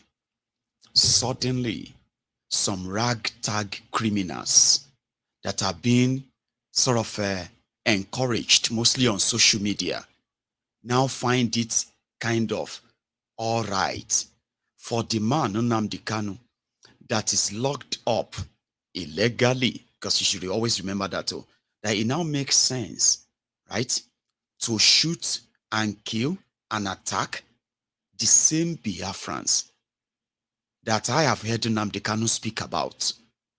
Like, and they said because Nigeria won't release Nnamdi Kanu. And if Nigeria is not going to release Nnamdi Kanu, all the Igbos in Igbo land, they must sit at home. How inconsiderate is that? But they said Nnamdi Kanu is in detention. Because Nnamdi Kanu is in detention, okay, is suffering in the DSS detention. Why are the people in Igbo land think they should? I mean, they can't sit at home for a whole week until the Nigerian government will release Nnamdi Kanu. Now, you see, when Nnamdi Kanu was here, when I first heard about the sit at home, it was a voluntary thing that people actually did, and they were doing it with so much kind of like happiness. You know why? Mazi Nnamdi Kanu was able to remind the Igbos that remembering all those killed by Nigeria during that the genocidal war, it is not enough to remember them just for that one single day.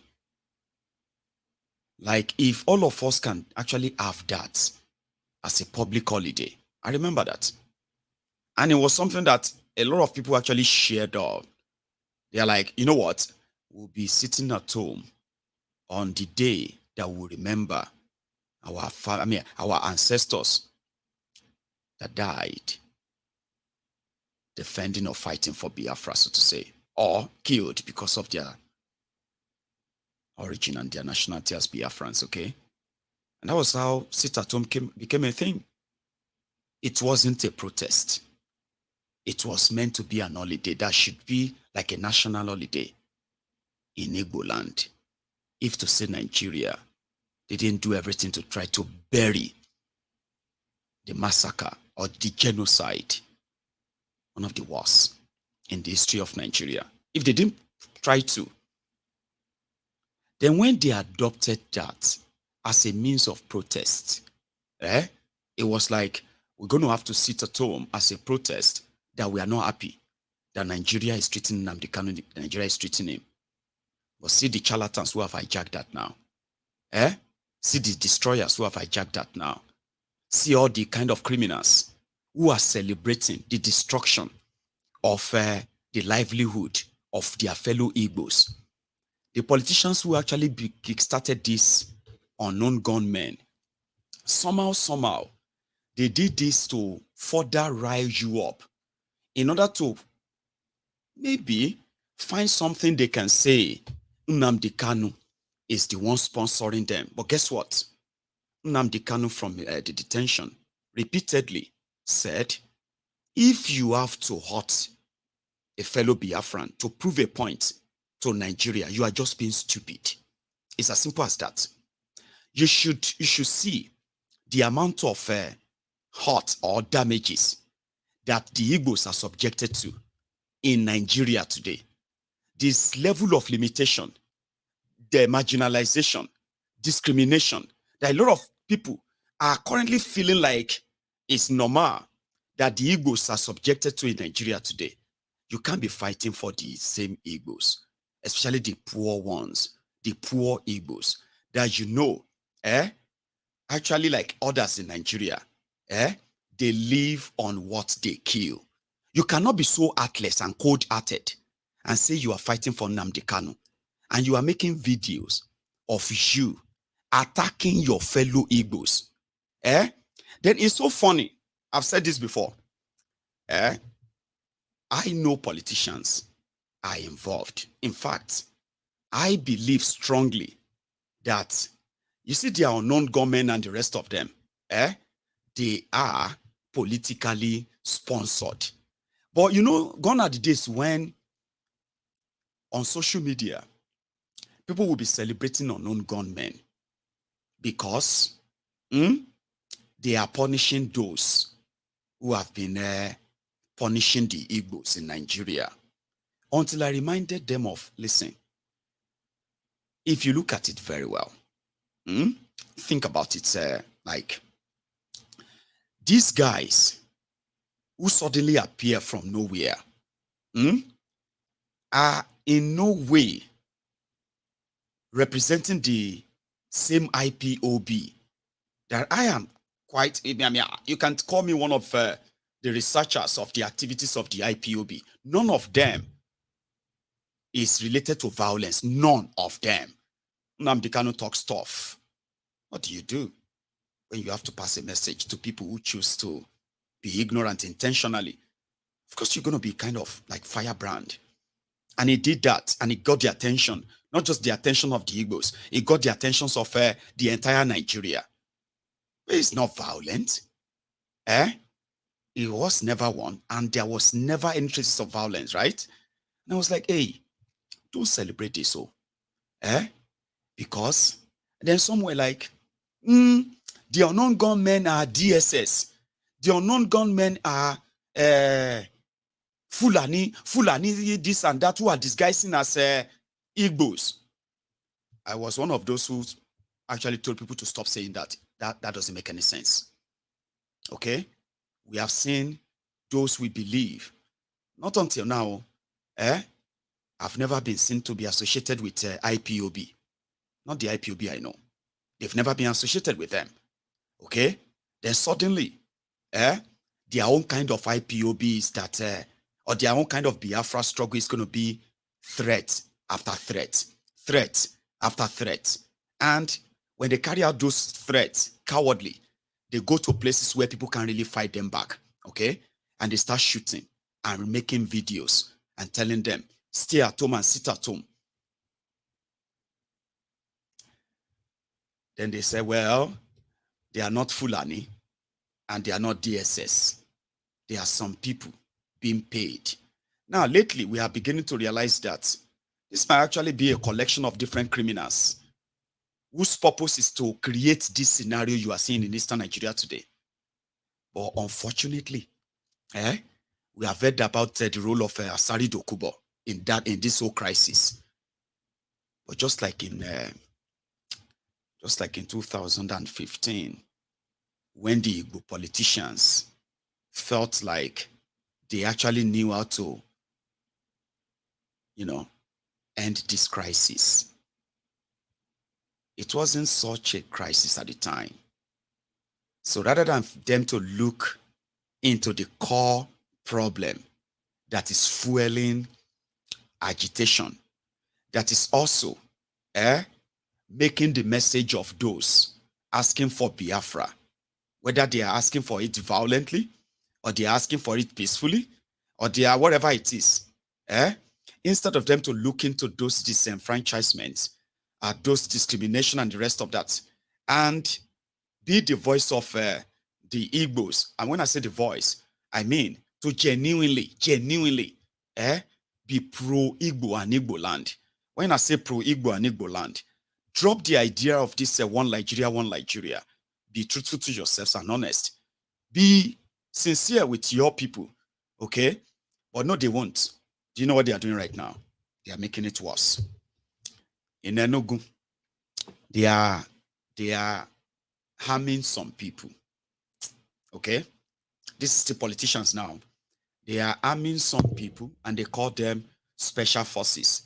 And their job is to go after any IPOB they see.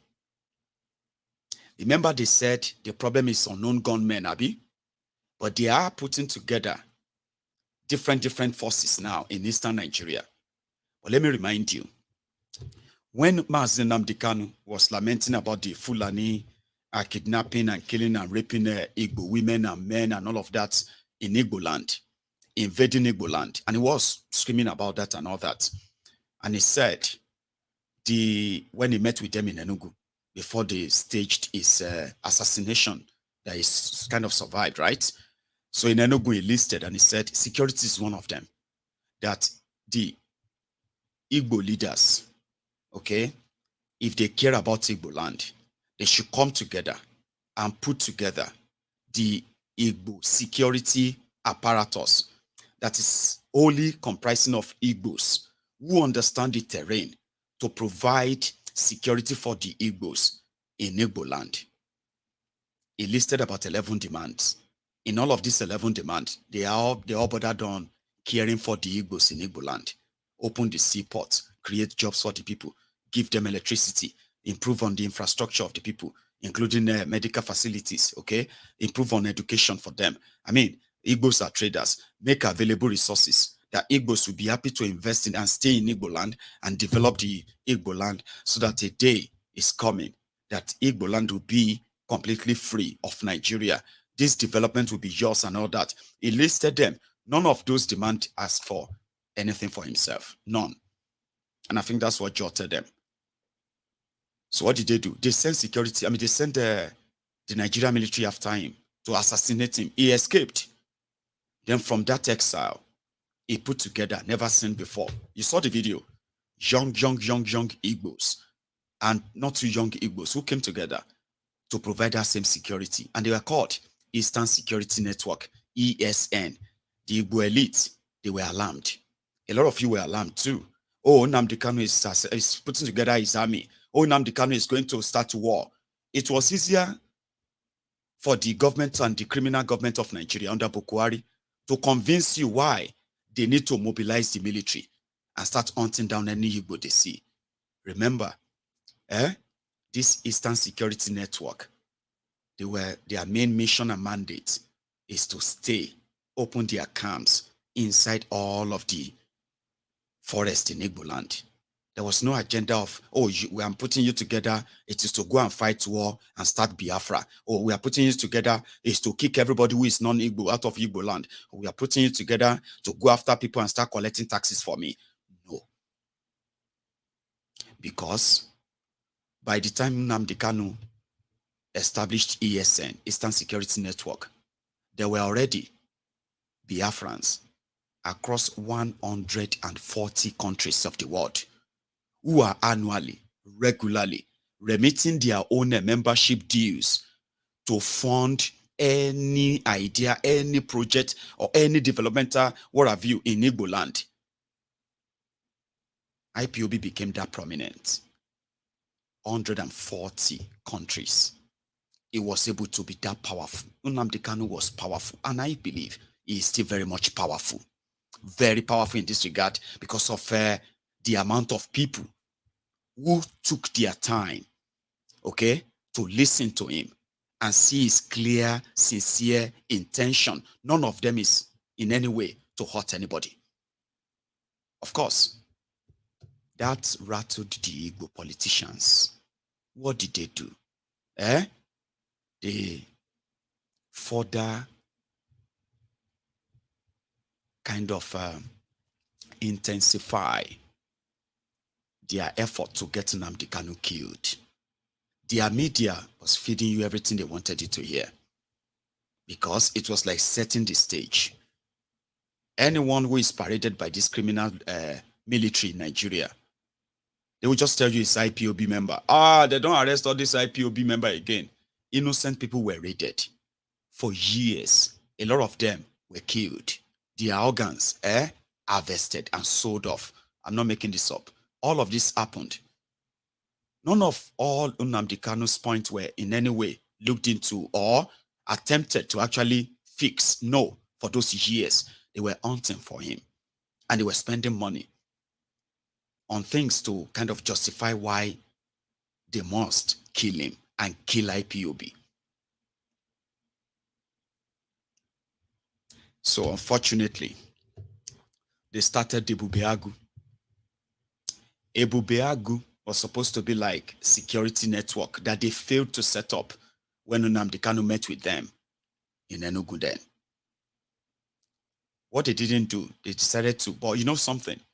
Ebubeagwu's mandate is not to go after criminals, not even after the unknown gunmen or the Fulani terrorists that are wreaking havoc in this different part of Nigeria. No, their mandate given to them by the governors from Ebonyi to Owerri, Imo, from Owerri to Abia, from there to Anambra, and from there to Enugu, all these places, the mandate given to Ebubeagwu is to hunt down the people they call Nnamdi Kanu supporters or IPOB. Once you arrest or capture them, And they make it look like Nnamdi Kanu's or IPOB supporters or IPOB members, they are like people who don't live in communities. These are elderly people, young people, normal people, okay, that you meet like normally, indigenous people of Biafra. Anyway, they said that Nnamdi Kanu won more enemies than friend. I don't believe that. So it became a clog that they just have to hunt down. Now you see this hunting him down has now backfired. A lot of ragtag criminals are now parading themselves as people who are fighting to release Nnamdi Kanu. And guess those they are now targeting? The same people Nnamdi Kanu is believed to currently being punished for. And don't forget, even if you wished him to be killed, jailed for life, it should be this and that, but you will still remember that there are supposed to be laws. If you believe you have rights, he also have rights, okay? If you believe he has committed any crime, then you have the right to present the evidence. They kidnapped Nnamdi Kanu. Then they took him to court without any evidence of what he's done. They just want the court to say, keep him. Just keep him. Now, the same court said, let him go. If you can't really prove this or that. All of you heard that. Well, it's like a selected judgment, or selected or selective judgment. You see all these ragtag criminals, online and offline, that are contributing and fueling this endless sort of crisis in Eastern Nigeria. Those who are telling themselves that they have a point to prove. I can tell you this for free. There is none of them that is speaking for Nnamdi Kanu. Because, I mean, they don't even have that passion. If they have the passion of Nnamdi Kanu, if they have the sincerity of Nnamdi Kanu, they will never, in any way, mute an idea that will hurt any Biafran in Biafra land. Whether they agree to sit at home or they don't agree to sit at home, you will never feel comfortable hurting them. Talk less of making videos, of shooting and killing them because you want to ward them off. Now, I am saying that whatever is going on in Eastern Nigeria, I once said, Tifnubu should not inherit Bokwari's enemies. One of Bokwari's inherited enemies is Nnamdi Kanu. Court says he should go. Now, if Tifnubu is going to actually start well in this conversation around injustice and all that, he will ask the court, okay, to let him go, or not just ask the court. He would ask the DSS holding him to let him go. There's this personal conviction I have, and that personal conviction is that there are those who really don't want Nnamdi Kanu to be released. In fact, majority of those who are claiming to be fighting for his release, and they are causing this havoc as we are witnessing them today, they probably don't even want him released. Maybe some of them actually want him killed so that they can have justification for voluntarily destroying Biafra land, the same place that Nigerian military are wreaking havoc every day. So, if not, if Nigeria releases Nnamdi Kanu today, it will be easier to see the intention of those who are shouting Biafra and using his name. It will be very easy. You know how? There are many of them who are already accusing Nnamdi Kanu that Nnamdi Kanu is no longer the same Nnamdi Kanu. That if Nnamdi Kanu comes out and he tells them, right, to stop all of this, the same Nnamdi Kanu will not be spared. But I am saying that it's so easy for a lot of people to make a lot of mouth when the king is not around.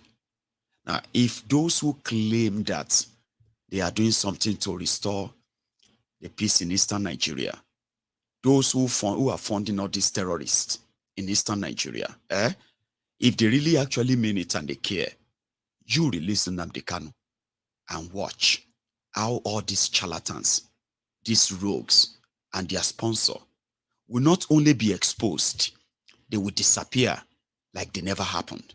I'm very convinced. Nnamdi Kanu has been subjected to the most dehumanizing kind of conditions that even if you have convicted him of any crime, you shouldn't treat him that way. All of these are being passed on, and the Igbo politicians are currently buying guns for another set of political friends of theirs that they can just assemble to start hunting those that are mostly their political enemies. And all they have to accuse them of is that they are IPOB. And they are those who are enforcing sit at home. Repeatedly, IPOB came out officially and they said they are not declaring any sit at home in Igbo land. But there are others who are saying the IPOB is compromised. The IPOB is this and that. They are now in charge. But look at all of this wreck. If you want all of that to end, release Nnamdi Kanu. I know it's something that is a top shot or a long shot. I'm not begging you to release him. I'm saying obey your law, obey your courts, and then we can see those behind the arson in Eastern Nigeria. Because as we can say right now, the Nigerian military is destroying wherever they want to.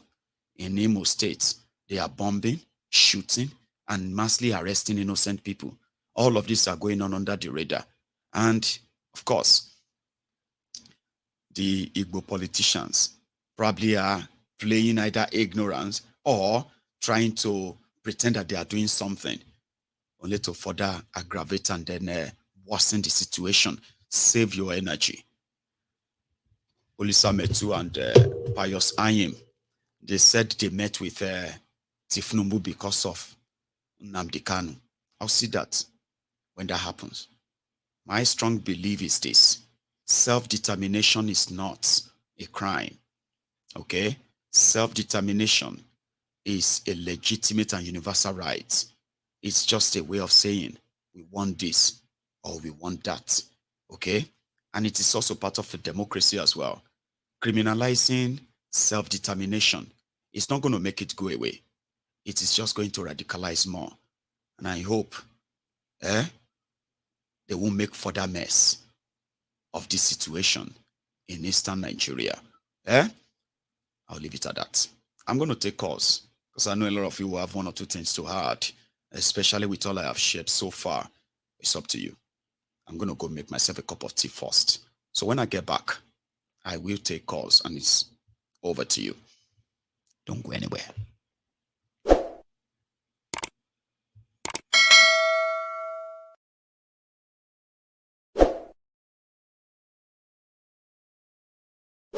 Onye du aịkọ, o meriwo n'izu, n'ime ya abakarị, mama na ụra, unu apụghị imeri Nnamdi win the war. Python dance 1, Python dance 2, na Python dance 3. Unu apụghị imeri Nnamdi win the war. Python dance 1, Python dance 2. Na Python dance 3. Una pụghị imeri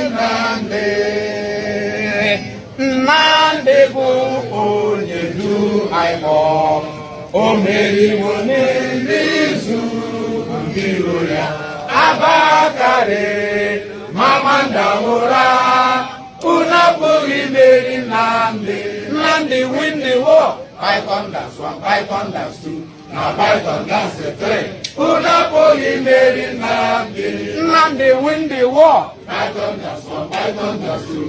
Na Python dance 3. Una pụghị imeri Nnamdi win the war. Python dance 1.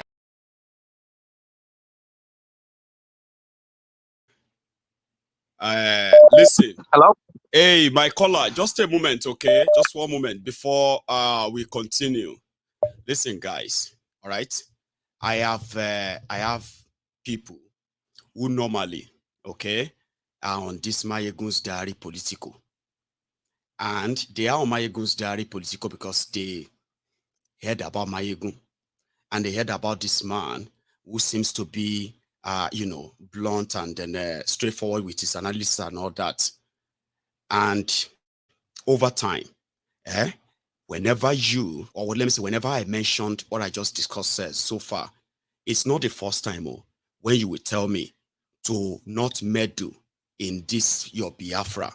I know why you will say that, okay? I'm just being diplomatic. Trust me, okay? I am just being diplomatic when I'm trying to like pass my message without trying to, you know what I mean? Trying to kind of point fingers that much.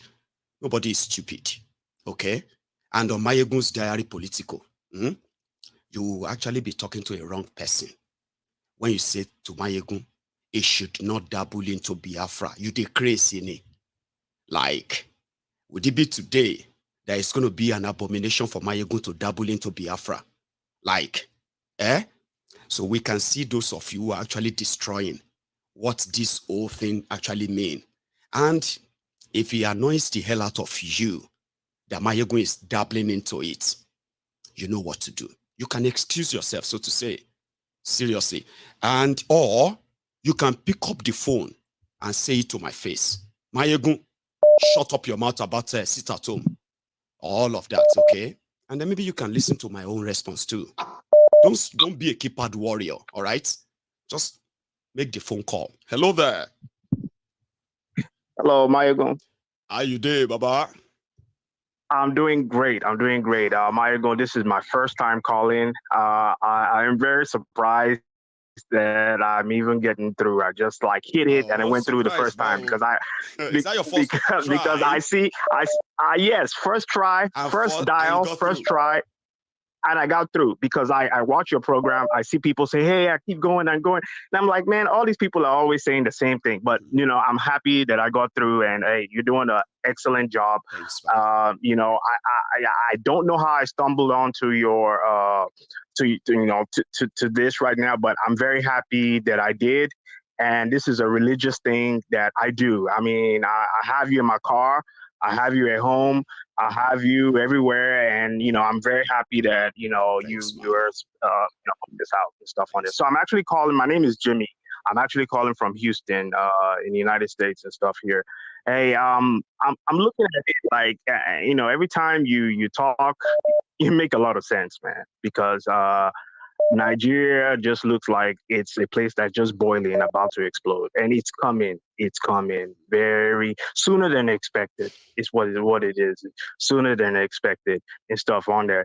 Because what this guy is actually doing right now, the first thing about Nigeria, first problem about Nigeria is really there's no accountability for anything. That's right. Nobody's responsible for the actions. Accountability for anything. And based on what you said today about us not being able to go to Seychelles, other countries are coming. Yeah. Other countries are in the pipeline, and it's just coming because the Nigerian passport pretty much right now is worthless. I'm sorry. And it's just in my opinion. That should ordinarily be an insult if somebody says we don't want Nigerians in our country anymore. Like 6 months ago or 7 months ago, you are smiling to the camera, signing a deal that Correct. Nigerians could fly in straight flight to your country. What went wrong? Correct. Now, before I wrap up, I just want to, based on what we just talked about right now, saying about being worthless, how can a Nigerian passport be worthless in another African country? So that's just a message. Everybody should just look. How can the biggest country in the most populous country in Africa, how can our passport be worthless in other African countries? And I'm done, Maiyegun. I mean, I'm not saying I'm done with you, but I'm just done. I mean, it's just frustrating. Like, it gets to that point where you just feel like, you know, this is a rhetorical question that the answer is always going to be the same. Like, you know, should we call it an unfortunate, you know, kind of connection or so? Baba, Jimmy, let me take another Thanks so much. Thanks you. All right. Appreciate it. All right. Yeah, Take care. Man. Thank you. So I have another caller on the line, and hang on. Hello there, Prince Jejema, is that you? Yes, this Prince Jejema, my good general. I know you'll be interested in this. So very, let's very manage the time, please. I do, Papa. Yeah, Papa. Well done for the good job. Yeah, Thanks, man. we can't thank you enough. Yeah, I have to talk on 2 points. The earlier the Sunday Simon about the Lauren issue. You see,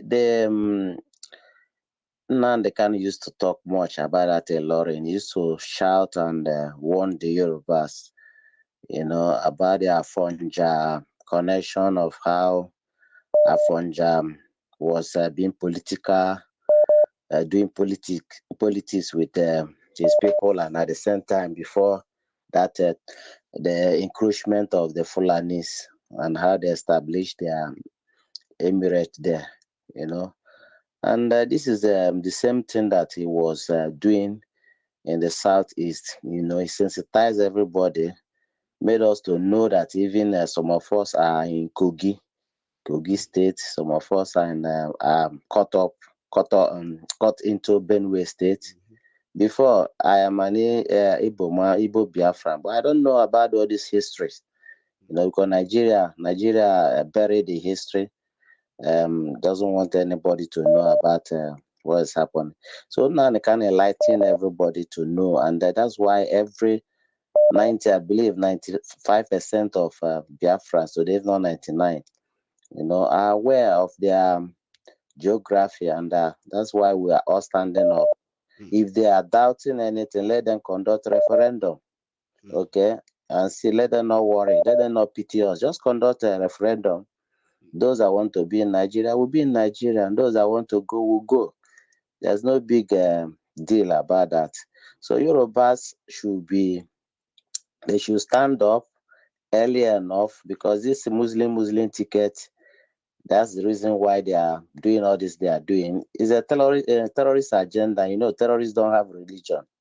But what they are pushing for, when you don't allow others in the society to live freely, is a terrorism. It's an act of terrorism. Okay? In a secular state, you are trying to force your will against upon others. So that is one. On the aspect of the issue of IPOB you talked about today, yes, sir. you are being so diplomatic about it, and which is very good. Yeah, that's what I'm trying to say earlier. I said I am just trying to be diplomatic. I don't want to be vulgar. I don't want to be that a gutter guy like some of them are kind of turning into, because that's actually not shouldn't be about the agitation. You know what I mean? Or again, yeah. Go on, Baba. I know that you knows about everything that's going on, because you take your time to study what is going on. Their channel is where people will get at least, if not 100%, we say 99% true information about anything going on about Nigeria. Absolutely. Okay. So before ever you may issue any statement on your channel, you make sure that you do the finding very well. That's right. So the people that are talking about now they cannot stand for one thing about the Biafrans.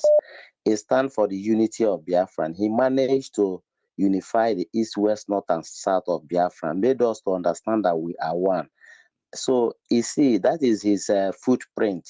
So anybody who is standing up saying that he's fighting for Nnamdi Kanu, but he's bringing disunity into his a movement or agitation, the person is not fighting for Nnamdi Kanu. And two, Nnamdi Kanu is fighting to protect.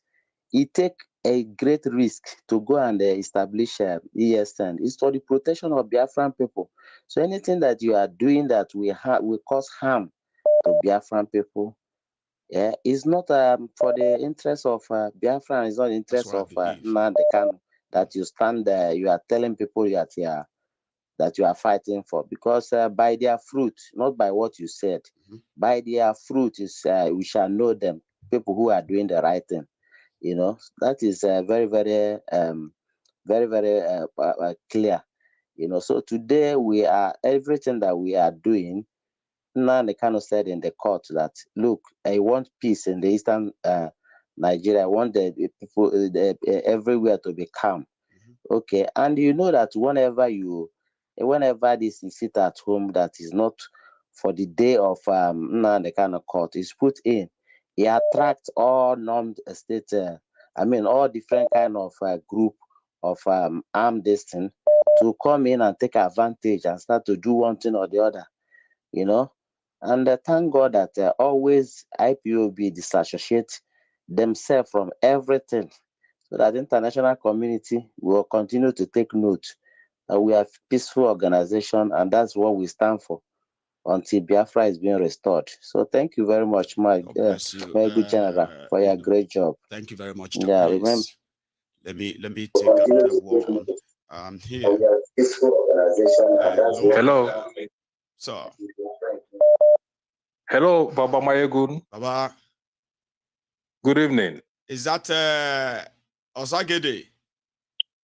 No. This is Chidozie from Luton. I'm so sorry, right? Yeah. I was looking at that. I was like, how you doing, Baba? Chidozie. I'm good. Look, the thing is that I've been following for the past, how many years? But my parents came from Nigeria to visit me, and they've been in love with you all this time. So they just want to say hello to you. Hey. They are over 18. Just say hello, mommy, to Maiyegun. Okay. Hello, ma.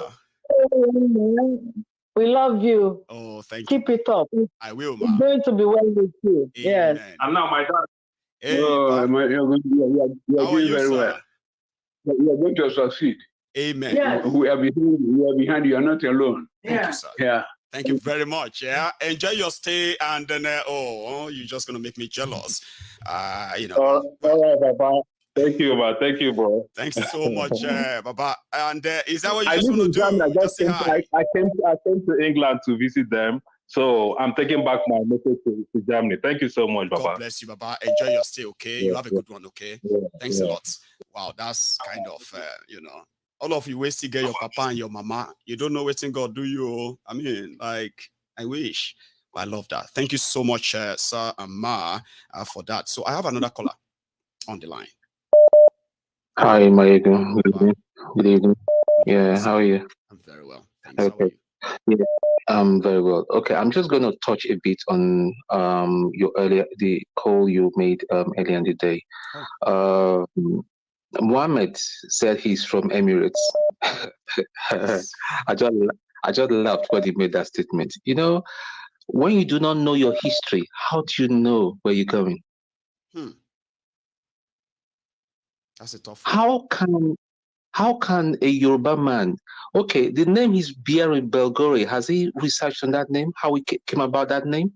And besides, there's a gentleman that called and said Mohammed is a Fulani man. Mohammed is not a Fulani man. The people should not make mislead and blanket statement. Mohammed is a Yoruba man. And that's why Mohammed asked that question. And it seems you do not understand why Mohammed said, can you go to the Vatican and call a Muslim prayer? He's now thinking, my man is waking up mentally. Kudos to him. Don't worry. With time. With time, yeah, he will understand. Now, fast forward, going to what is happening in Igbo land is so sad because the thing is that I think there is a problem within the leadership of IPOB at the minute. Because I will not assert what I've not heard from my ears. I heard that Simon Ekpa is calling for sit at home.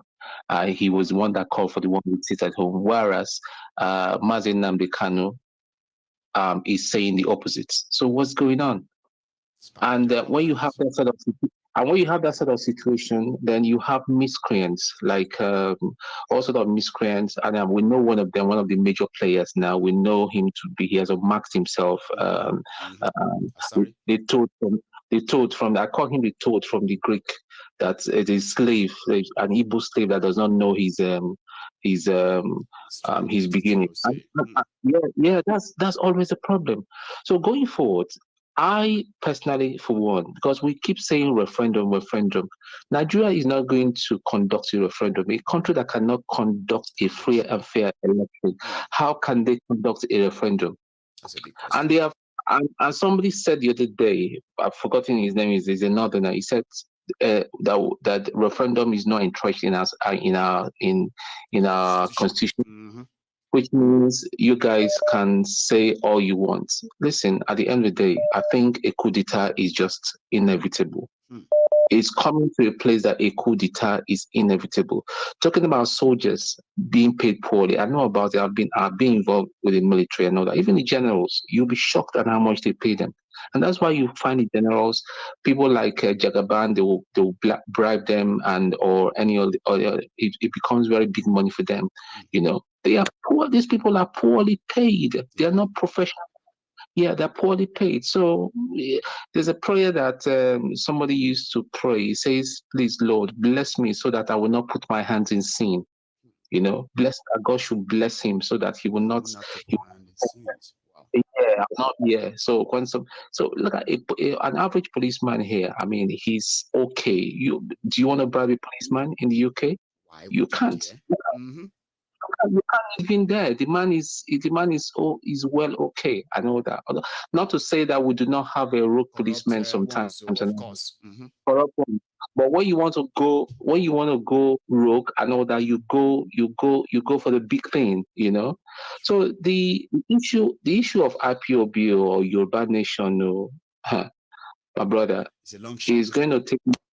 It's going to take more than just a mouthful. It's going to be a play. It's coming close where it's going to be armed struggle, and Tinubu. If he doesn't, I mean, they say the papa was saying, "Picking no go sleep, into no go sleep, into no go sleep." He and his criminals here, because it come to a time where there is going to be armed struggle, because he's using what I'll call a gangster style to run the government. By the time the Wala is already at his doorstep, but it's time manifesting. But me personally, I think the only thing that will solve this whole thing and reset the whole thing, and I said it the other night that I called. This is a part of the thing that caused the 1966 uprising in the army, and then the first coup happened. I see another coup, and this time around, it's going to be bloody. Honestly, I don't wish for it, but it's going to be. Boy, a lot of us don't. But when they continue in this trajectory, anything can happen. Yes, and we need to know that, all of us. Yes, so let's just not be surprised. It's not about Igbos, or it's not about Yoruba. It's just about the injustice.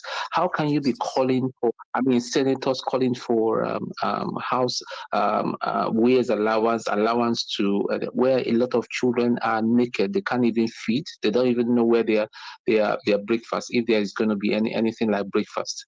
Some can't even go to school and all that. And our senators are overpaid idiots.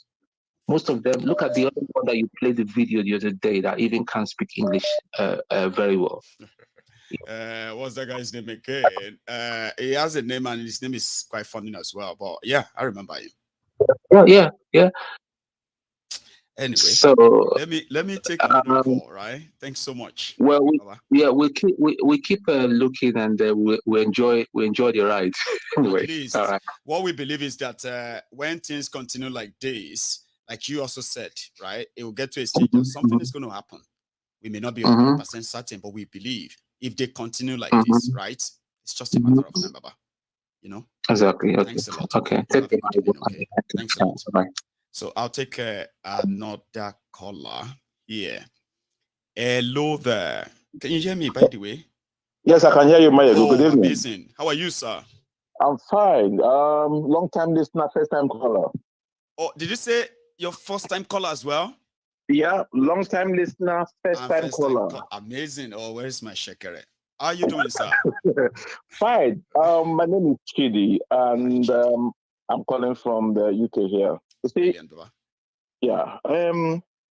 You see, when it comes to Nnamdi Kanu, most people don't know him. Yeah.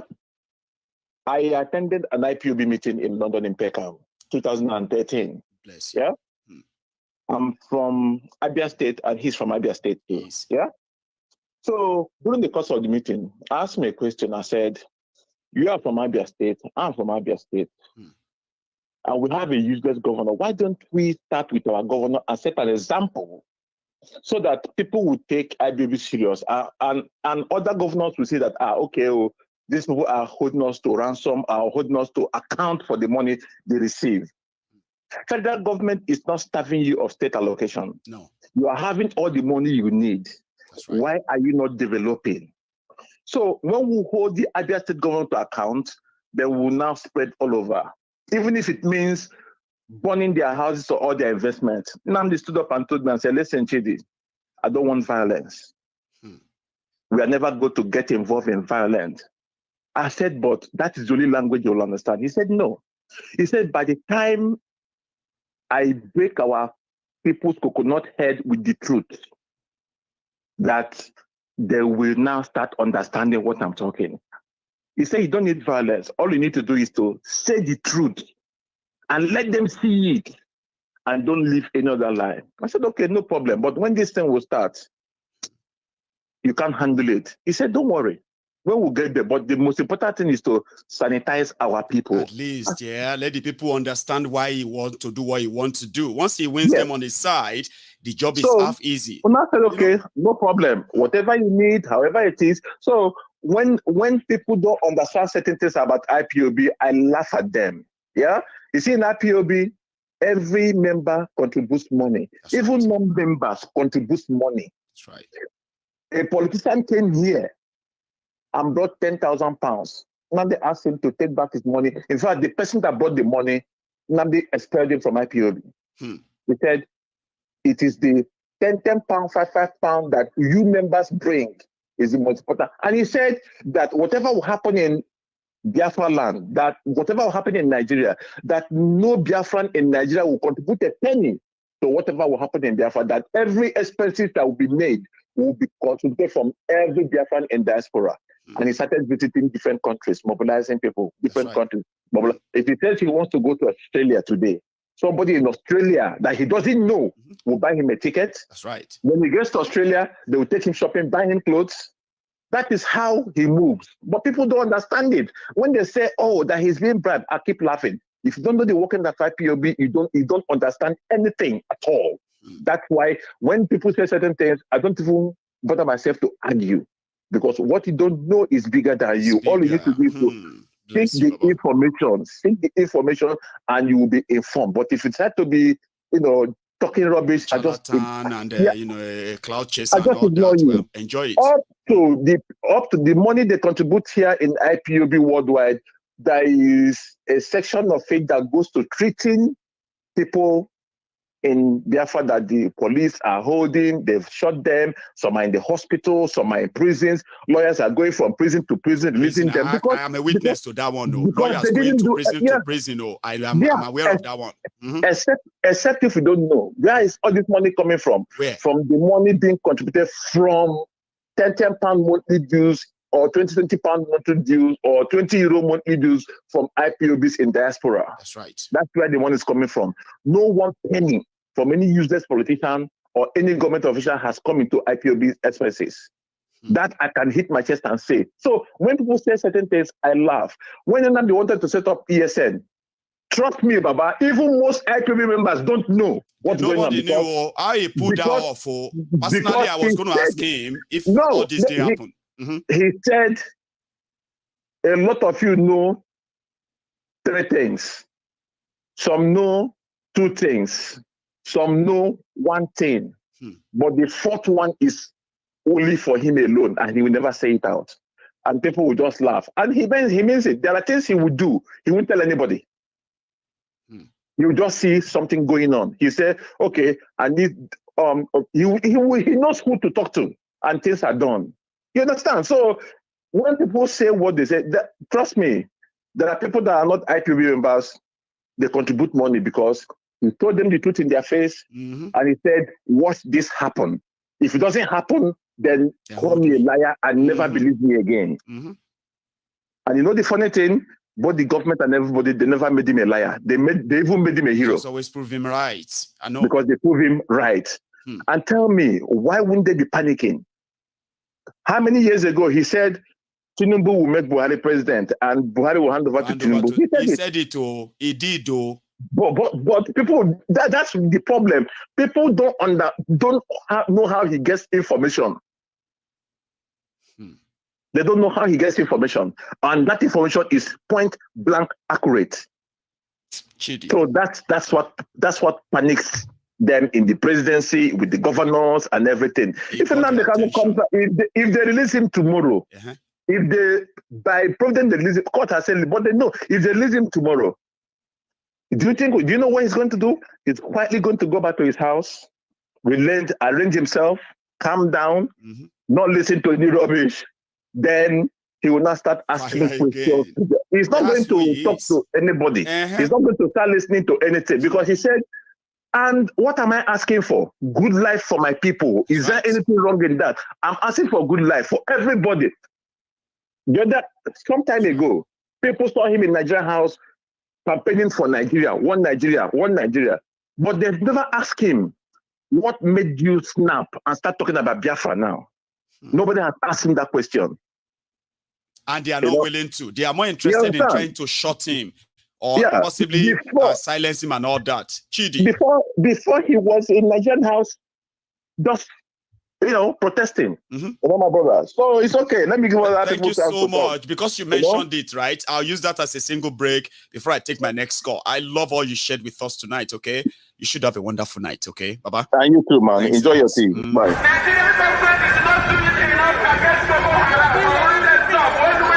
My name is Nnamdi Kanu, and the reason why we're here today is to protest the killing of innocent women and children, and men for that matter, all over Nigeria, especially in the northern part of Nigeria.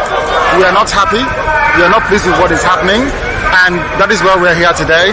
As you can see, there are a lot of Nigerians who are protesting about the killing of families, people who are determined to tear the country apart violently, and it is not something that we support.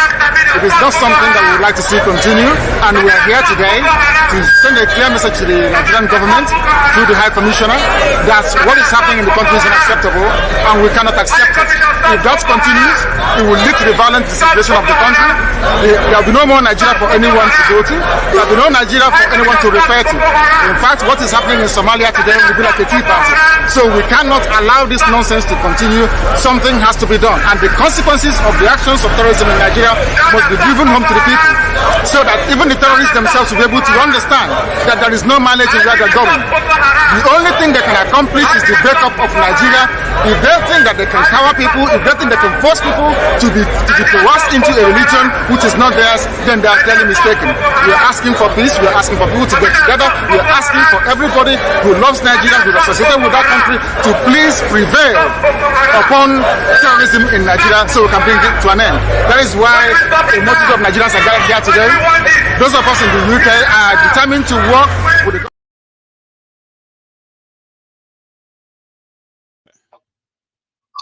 Hello, Maiyegun. Hello, sir.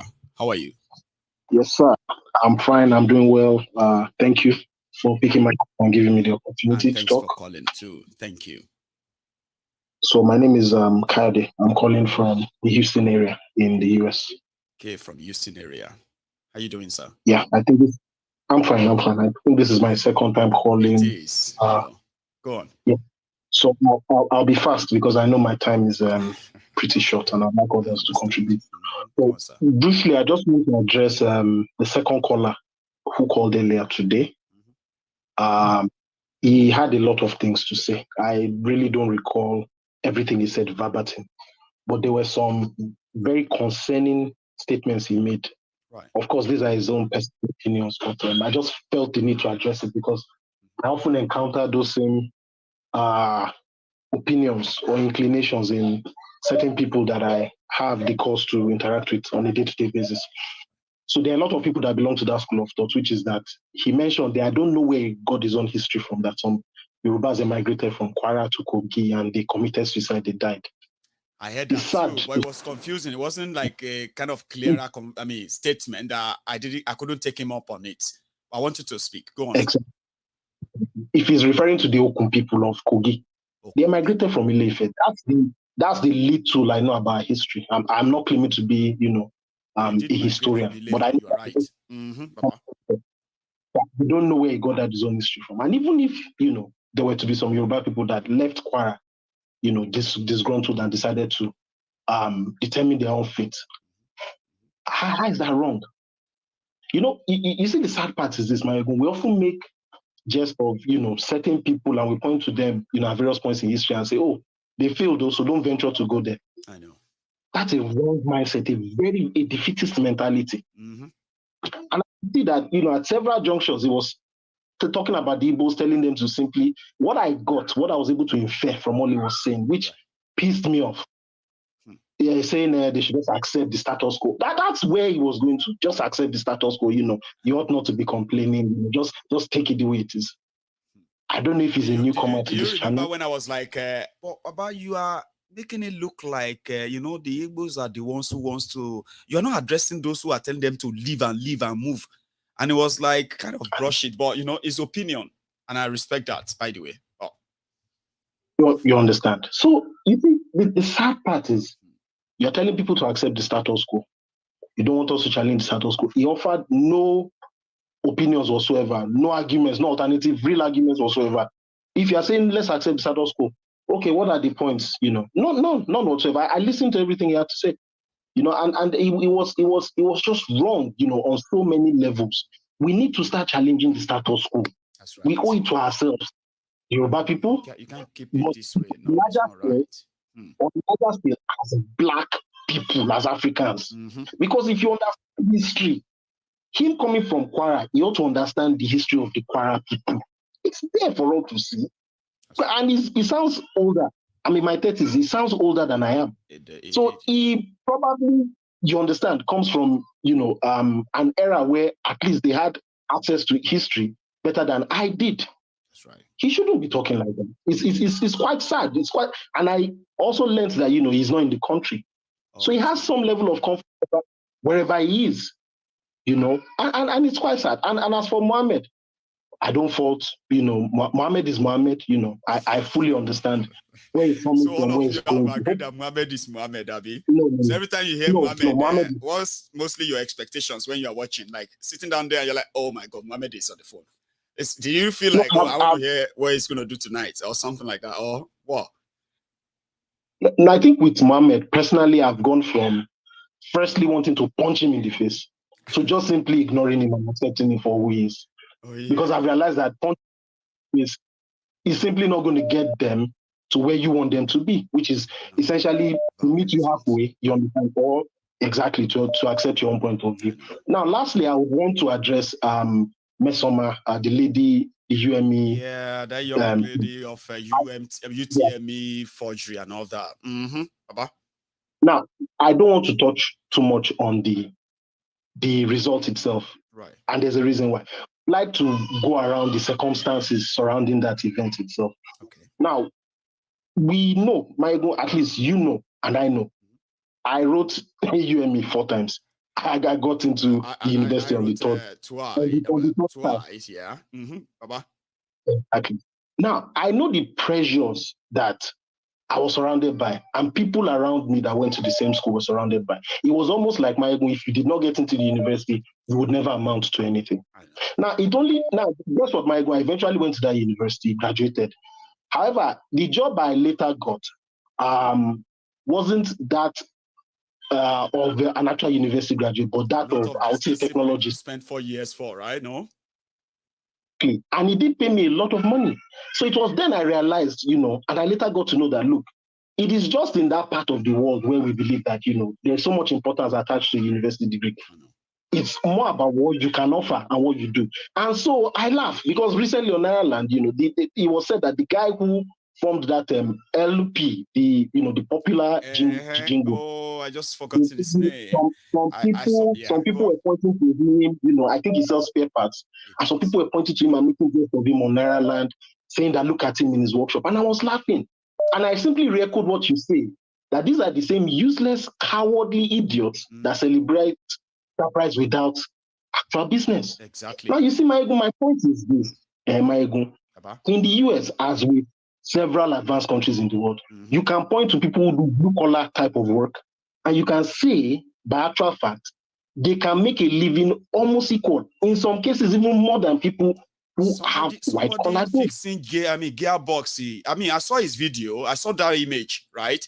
It was fixing gearbox. And if you are fixing gearbox engine or what have you, you will know a lot about engine. That guy will be an engineer in one of those car plants in America. And trust me, if your brother is an engineer in a car plant in America making cars, Baba, we know the deal now. Of course. So I see no reason why, our youths are being subjected to those pressures. I understand because it's the situation of where we come from. Wealth without enterprise now. You want to be billionaires. Yeah. To have nothing to show. Exactly. Exactly. That probably leads us into that narrow thinking, a narrow approach of it's the university or nothing. Whereas some people go to polytechnics and they're extremely skilled at what it is they do. That's right. That's a societal thing. That's something we need to touch on. That's something we need to look at. These are my contributions. I hope that those who have a chance of changing that actually do. Or unfortunately, those who brought us to this state, right, seems to probably have abandoned us there because it's comfortable for them too. But Baba, okay, thank you so much once again. My regards to our people in Houston. Nice one. Yeah. Nnamdi Kanu needs to be freed. That man has done nothing wrong to the Nigerian state. I'm even saying that if they genuinely want peace in Eastern Nigeria, release him. Exactly. Now, whether he's behind all of this terrorism, because I know Nnamdi Kanu that I know, come on now, he would never sit on his program and be bragging about attacking Igbos in Igbo land for not obeying what he told them. He's never done that before. He would never do that. No. Let him go. Let's see all the criminals behind all of this. If they love him. Absolutely. Thank you very much. Okay. Thank you, sir. God bless you, sir. Yeah. Thank you very much. Now, I have another caller on the line. Hello there. Yes, sir. Hello. How are you doing, sir? I'm okay. How are you today? I am very well. Thanks for asking, sir. So, and you are live? Yes, sir. Air Force One again. Air Force One back again. Yes, we are back. Everybody should board the plane right now. Go on. So actually, when I came back from work this morning, I met you with the Sunday sermon. As a parishioner, I was late, but pardon me, Papa Gio. I mean, you are pardoned. You should know that because you know one thing about when you miss the service, right? You can easily catch up, and you can even call later and start talking about it like you just about to do. Trust me, you are forgiven. Yes, sir. Yes, sir. Please. All right. So, quick. Also, let me start. The Muhammad, my brother Muhammad, because he's still our brother. I didn't have anything against him, but I think the thing is, which is going to let me talk about my first point. See, the narratives about a long issue, okay? Because I discussed this thing recently with my wife, senior sister, husband, who was a Muslim. So, and according to the narrative, if he gave me, it negates what I heard before about the Apoja movies. You remember the Apoja movie and all those Apoja narratives? Apoja and all those. I know. Yeah. So what he said that they kind of negate that, contradict. So I was kind of from that point I started thinking about this thing Yoruba that they said. Ipe aroba ni baba itan. So baba itan mamba roba. Ipe aroba eno is also baba itan. But I began to think about that phrase. I don't think it's quite valid. The validity of aroba has a lot of key legs. I don't understand. I don't know if anybody has been thinking about that in recent time. Because there has been a series of narratives about that alone thing. And when you hear the word alone, it's Yoruba name. It is Yoruba word, of course. Alone. Now, what happened to me, about that case, the case of that woman who worship Oshun, who all these people are Muslim, clerics went to her house to warn her not to practice a religion. If she loves herself and her children, they don't want her to. Let me show you something. Yes. Let me show you something. At least, yes. Air Force One, you will understand Yoruba. So yes, sir. Listen to this. Let's sing together. Yes, sir.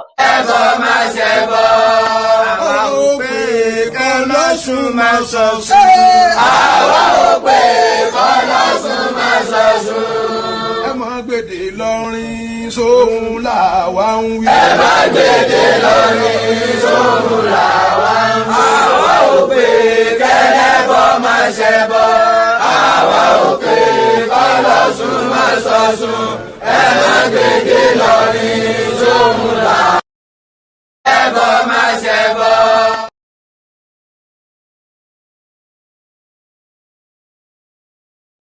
Kọ́lọ́sùn máa sọ̀sùn, ẹ má gbèdé lọ́rin sóhun làwa ń wí.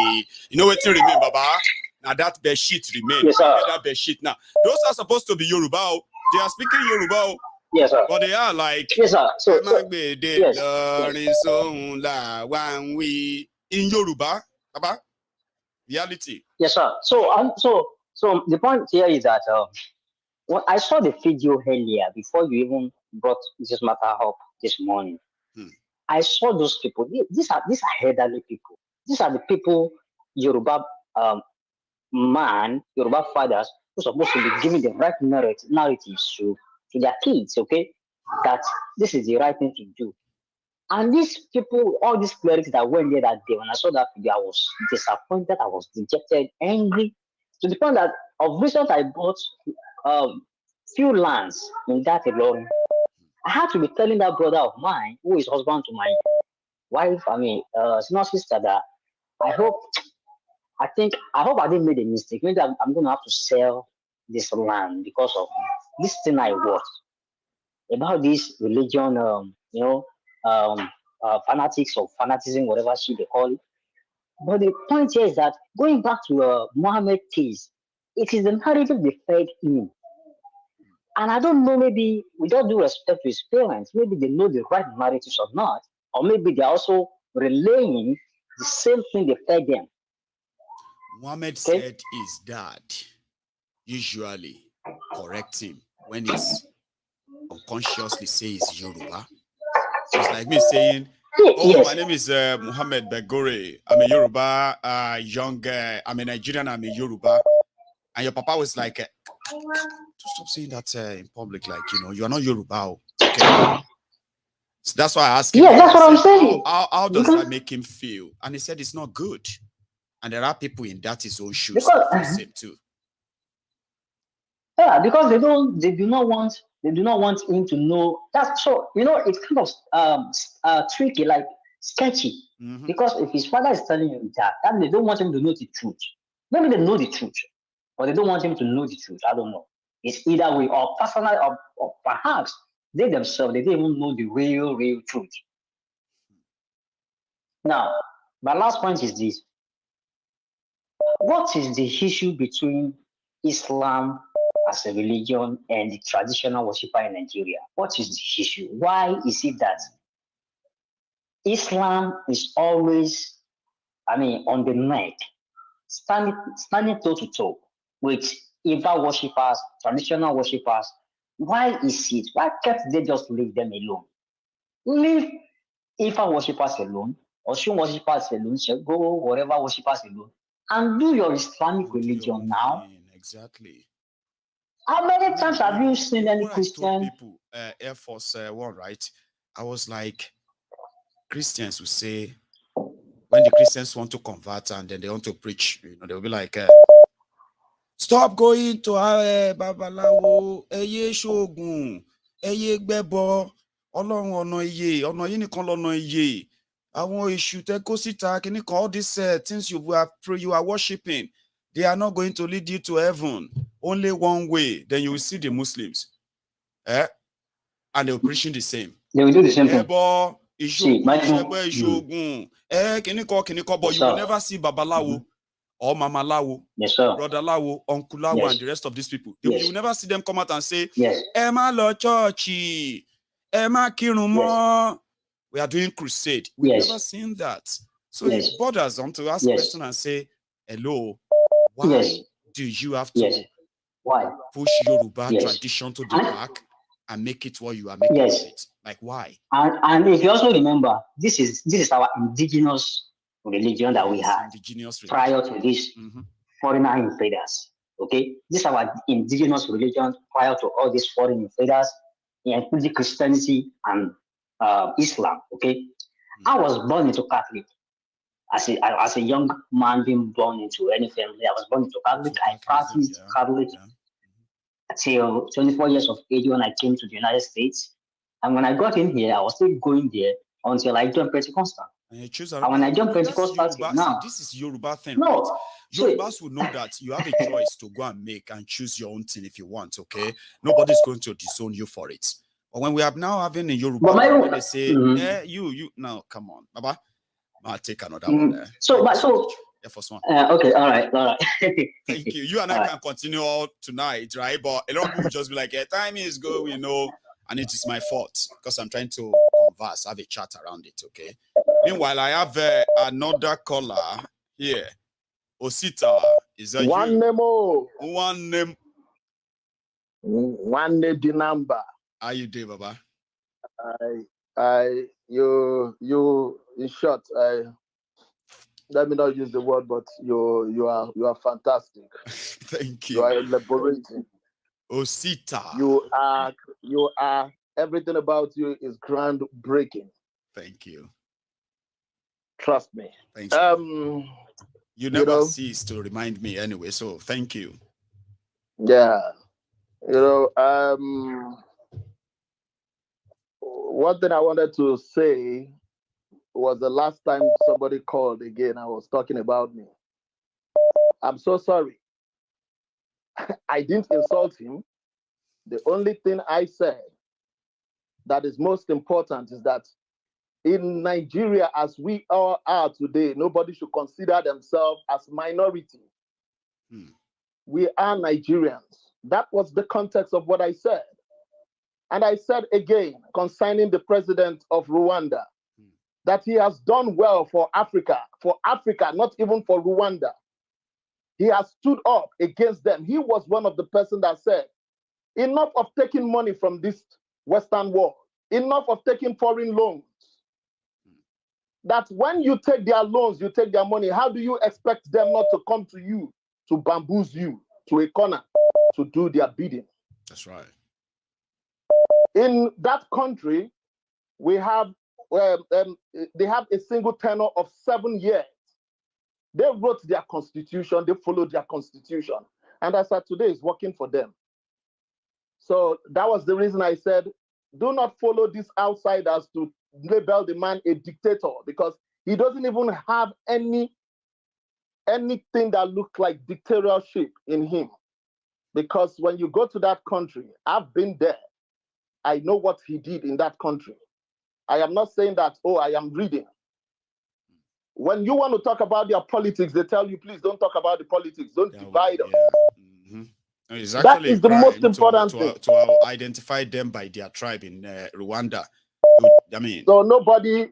So I have never attacked anybody. I was only just talking about, just elaborating on what, on how we have to think. If you look at it, the majority, the people that said they are the majority, the major, like the way they quote, is the Northerners. But believe me, they are suffering more than any other part of Nigeria. Yeah. So why are we talking about majority and why are we talking about minority? That is just my take. So I cleared my airs on that one. I don't want to go back to it anymore. Well, now, let's see which other controversy you're going to start tonight. I'm not a controversial person. I only try to elaborate. People always kind of love to remind and then reply you, especially when they listen to your tone on things. You don't know that. Yeah, I know. I read their comments. Great. Then what I want to talk about is the issue of Nnamdi Kanu. Please. And I will call it out if other people are not calling out on Simon Ekpa. Simon Ekpa grew under the tutelage of Nnamdi Kanu's teaching, like every one of us. Right. I told you, it was difficult for me to embrace Nnamdi Kanu until I started listening to you, I started reasoning. So, Simon Ekpa, I do not know his ideology. I do not know what he believes on. But what I am trying to say here is his ideology by wanting the freedom of Biafra might be right. But the way you are going about it is totally wrong. Right. You cannot continue to kill your people directly or indirectly. Why I said indirectly is you are against the status quo, right? That I call them oligarch, the oligarch in the eastern part. They are milking the people. And you know, the moment you pronounce this your seat at home and you say, oh, Ipo, Ewo, if you don't know the meaning of that, is that if you come out, you die. That is the meaning of the word he uses. Ipo, Ewo, which is you come out, you die. The moment you use that particular phrase, that language, what happens? What they do is that they send their militias. All the politicians in Nigeria have their own separate militias, including the governors. They will send down their militias, and their militias will cause wreckage, and they will say that, oh, and they will blame it on is IPOB. Then at the end of the day, those people you were against, that they are milking your people, you now give them the audacity to eat the money. The whole money that they send, they generate. They are not going to tell you that, oh, that this whole money, we use it as for security vote. So why don't you, I am speaking to him now, so why don't you think about this simple process and know that you are not helping this struggle. Rather, you are inflicting injuries on your people. Had it been you brought out the militias and you say your militias wants to fight the government directly, I will support you. But if you are doing this thing at the end of the day, it is the politicians that are raking in the money. It makes no sense. That is not the preaching of Nnamdi Kanu. That is not. And that is not the way to get this freedom. I read in one Mandela's book, one Buthelezi told him that, oh, let us kill these white people, let us kill. He told them that we are not going to do that. Because if we do that, they are all going to kill all of us in a twinkle of an eye. Then who will fight for the freedom? That is not the way to go about it. I watched that video because it takes the hand of an authority to kill people like that, and they will record it and send it out. Militias, somebody who is fighting for freedom is not going to do that. But it takes the mind of the person that has the authority. So it's the authority of the land that did that thing and send it out so that they will say, oh, it is IPOB that is doing all these things. It is never IPOB. And Simon Ekpa, I used to watch your program before, but I stopped at a particular time. You are not helping us. You are not helping us. You are creating more problem for us. You cannot cause a chaos whereby I will lose my father, I will lose my mother, I will lose my brothers and sisters, and you think you are helping me. You are not helping anybody. That is not the way to do, because there is always a better way of doing this thing. If we are doing sit at home, for example, and sit at home has not yielded any progress, why don't we strategize?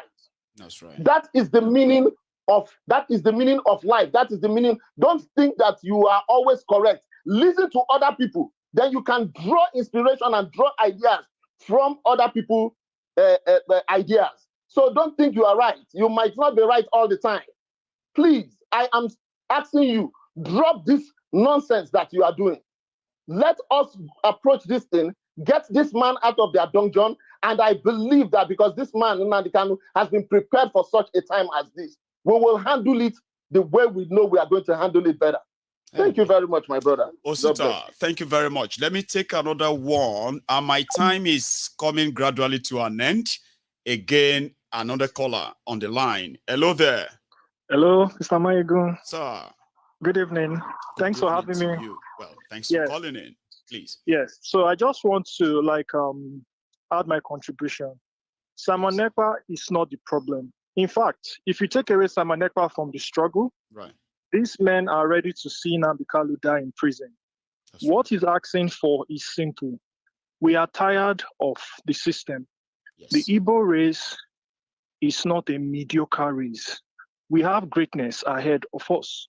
Right. And we've been in Nigeria. We've contributed. In fact, our national team, some of our best moments was when we worked together as a country. That's right. And we contributed positively to build this nation. But since they don't want us, we will have to go. That's right. So what Simon Ekpa is asking is simple. Release our leader. He has done nothing wrong. And give us referendum. Let the people decide. This is a critical time for our future. Whatever we do today will affect the generation in the next 20,000 years from now. This is the opportunity we have. When we die, we cannot come back and correct this. And correct anymore. Take Simon Ekpa away from this struggle. Nobody will say anything about Nnamdi Kanu. When he said we shouldn't participate in the election, he made a valid point because what we did there was to validate the slavery. If everybody had, if everybody had agreed and said, no, we want referendum, push for referendum instead, right? It would have been a different story. But we went to participate in a process that we know was going to be fraudulent. So for how long are we going to continue? Please, Simon Ekpa is not the problem. His demands are clear. Release our leader and also give us referendum. Simple. Simple. Thank you very much. Thank you so much. You are so welcome. Thanks for calling in as well. So let's have another caller. We still have a bit of a time on our side. And you can call in too. Do you get that? And keep it clean. Okay. I have another caller on the line. Hello there. Good evening, Mr. Maiyegun. Good evening, sir. How are you? I'm fine. This is Don Gada online. Don Gada again. How you doing, Baba? I'm very well. How is your family? Well, we are here. We thank God. Thanks for asking. Please. That's nice. First of all, I want to appreciate you for your program earlier today. Even though that I am Igbo, it is so much important to educate people on how and where their lineage, their generation comes from, their ancestors, their tradition. One thing we fail to understand as human is that the culture which we refer as tradition is also a religion. It is. This is the religion we have been practicing before the Westerners came in to colonize us. But in the process of doing that, in the process of trying to educate them, I want you to know one thing also. It will be very, very difficult for you to educate people on that because people have grown on ignorant. People have grown believing that Islam and Christian, mostly in Nigeria and Africa at large. Where have you? Thank you. Now, another reason why it will be a waste of time is that wherever religion is dominant, politicians use them as a tool to achieve whatever goals they have or they are pursuing. That is why you see politicians, whenever there is an election, they start going to mosque, going to churches. And if you go through the history of if you go through the history of religion, you will find out that Catholic, which was mostly the origin of Christianity, was a political organization. They used to rule Rome, Italy, Germany, and all that before they turn it into a religion permanently. Secondly, let me come to the issue of hand. And before I leave that issue, I'm pleading with you, if you could be bringing out, even though it is 1 hour in a day, in a week, to teach your people about that. It is very, very important. It is going to liberate, if not many of them, but at least few of them. And with that, journey of liberating people is the most difficult journey. That is why people are surprised. One too. Thank you. That is why people are surprised with the achievement of Nnamdi Kanu, with the way he managed to achieve and win the people's hearts within the space of 2, 3, 4 years. And he could be able to do so much with the truth. You understand? So let me come to the issue at hand now. I told you one certain time, maybe it was the second time I called you, that the issue, Simon Ekpa has been compromised. During the time of Jesus, according to their Bible, who sold Jesus? It was Judas. Who betrayed him? It was Peter. These two people were his closest disciples, and I know it is on record. It will be on, my call is going to be on record. I want you to mark today's date. You will go back today whenever, if Nnamdi Kanu will be released, you will see in record, he doesn't talk much. He talks with fact. Simon Ekpa is amongst the people that betrayed him. They were able, the government was able to... Don't gather. What I'm trying to kind of do is not for us to, point our fingers convincingly when we are trying to kind of encourage ourselves to say, you know what, can we cut down this, this madness? But yeah, even though I don't really wish to interrupt you to present, but I just don't think we should keep hammering on this blame game and all that. But please, I understand you where you are coming from. Like I said choose to earlier, be diplomatic about it myself because my message is just to see how people can reason. All right. Yeah, you're right. You're right. I can't tell you how to do it, but I wish you can be. You know what I mean? But you're please, right. Go on. I'm not directly accusing him. I said we should keep today's date and wait till if the can will be released, you will hear the truth that he is among. I'm not saying that he's among. It will come directly from the mouth of the man himself. leader. Yeah, Nnamdi Kanu. And I think and I believe, if you remember what I told you the last time I called about Asare Dokubo, how he was bought. I remember that one. Everything is being reviewed now.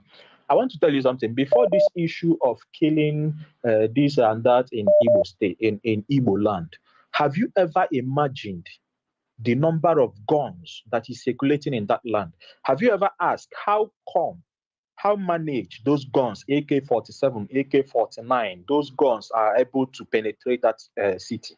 Because we don't used to have those guns in that city. We don't have borders to import guns. If we are able to access guns, it must either come from the north or the southwest. Or southwest, yeah, that's true. Do you get my point? So I told you last time that those mercenaries who are doing this fight in the southeast were recruited separately from the Asare Dokubo them and people the government has been compromised with. And why I mentioned Simon Ekpa in particular, which made me to believe that he was among those who betrayed Nnamdi Kanu, is this. Nnamdi Kanu did not do anything. He never armed anybody to kill in Igbo land, to cause any mayhem in Igbo land. But he was so much at the mouth of every political leader in Nigeria, including the lowest person as low as local government chairman and councillors in Nigeria, to get him and know what. Even northern Nigeria, where you won't believe that his name is mentioned, there is known, and his name is all over their mouth. You're right, and he never shot a gun to achieve that. Now he has been apprehended and detained. Now the crisis has escalated, and the person who is directly, physically, approachly doing everything live, that every evidence is there that he's directing people to kill others in Igbo land is there. Nobody, not even a local government chairman, has ever mentioned of extraditing Simon Ekpa. Not even anybody from even our own political leaders in Igbo land has ever mentioned of how to arrest Simon Ekpa or bringing him to book. You see why I just pointed that accusing finger at him. if you mentioned so many times, maybe we're all looking in the wrong side. It could just be a guy that is, speaking and then, taking the moment to do what he's doing when he's actually not with any substance per se. Could it be that? Well, could it also be that? Like, he didn't do it. Well, whatever his wishes are. Don't gather. Let's you and I, like you said from the beginning, right? Let us wait for the time that Mazi Nnamdi Kanu will be out. Personally, right? Personally, I kind of, aligning with you in this sense is that I believe that if Nnamdi Kanu, when Nnamdi Kanu is released, or whenever he is released, right, we will see those who said they are doing this because of him. All right. If they would then have to like queue behind him when he says stop. So whoever doesn't stop at that time, then we can easily tell, where they actually belong. I want him out. And I hope that those who are doing this understand the damages they are doing towards this, letting him out or not. They are not helping. Now I want to touch on issue of you wanting Nnamdi Kanu out. I have always watched you said you want him out. You wish Buhari Tinubu would not inherit Buhari's problem by. I'm not even begging him to release him. I'm saying they should follow their own courts, follow their own law, and let him go. Yeah. Now I want to tell you this. Do you think Northerners would like Nnamdi Kanu to be out? There has been a fight. There has been killings. There has been mayhems going on in the northern Nigeria, the northern part of Nigeria for the past. It has started since the creation of Nigeria, but it became obvious after 2009 when Boko Haram emerges. The killing, the kidnapping, everything that was going on there. They think that the Southeasterners were happy over that. Now the same thing is Southeast. There is no way they are going to want it to end. They want to see it escalate. Do you understand my point now? I do. They want Tinubu could stop all of that and put an end to it. Tinubu also needs the goodwill of the people, remember? And he will do anything to win that. That is sure. Right? What you will ask is, what was his agreement? You mentioned in your program earlier today that they want to establish Sharia court in Lagos. Let me add, go back to your YouTube. You will also see where I told you one certain time when I called that these people, when they want to achieve something, they use the persons from that region, from South, to establish their whatever they want to achieve. Then when their own government will come in, they will make it official so that whenever the case come up, they will be like, we didn't start it. Your people. I've mentioned this to you one certain time in a call, but if you go back to your YouTube, you understand? So Tinubu, what was their agreement? What was the written agreement? Because no matter how you try to see it, there was a written agreement between him and the Northerners. And he's going to keep to that. You understand? And let me tell you this. Fulanis, there has never been in the history of Nigeria that we have Fulanis as an indigenous of Nigeria. Before and after creation of Nigeria, Fulanis came outside. Until 1807 or so, there's nothing called Fulani in any part of Nigeria, even though Nigeria doesn't exist until, well, you know what I mean? But even all this history until 1807 or 1847 or thereabout, that's the first time they ventured. And then they invaded. And then they stayed back. And they became part of this history. Do you know that as we speak right now, there are still large immigration of Fulanis from other African countries into Nigeria. Do you know that? So I know. I do. So how do you think that their journey to dominate, to be able to acquire land? Nigeria has so much wealth, and they have. You can come from Niger, what do they call it, Algeria, and become a governor in Nigeria tomorrow. Nobody will question you. Nobody will ask you. It is easier for somebody from Niger Republic to be president of Nigeria for me to become a local government chairman, even though I'm from Ijebu. This is what I'm trying to tell you. This is what I'm trying to tell you. And for them having that opportunity for a country as wealthy as Nigeria is, they are not going to give it up early. But the last thing I want to say here is this.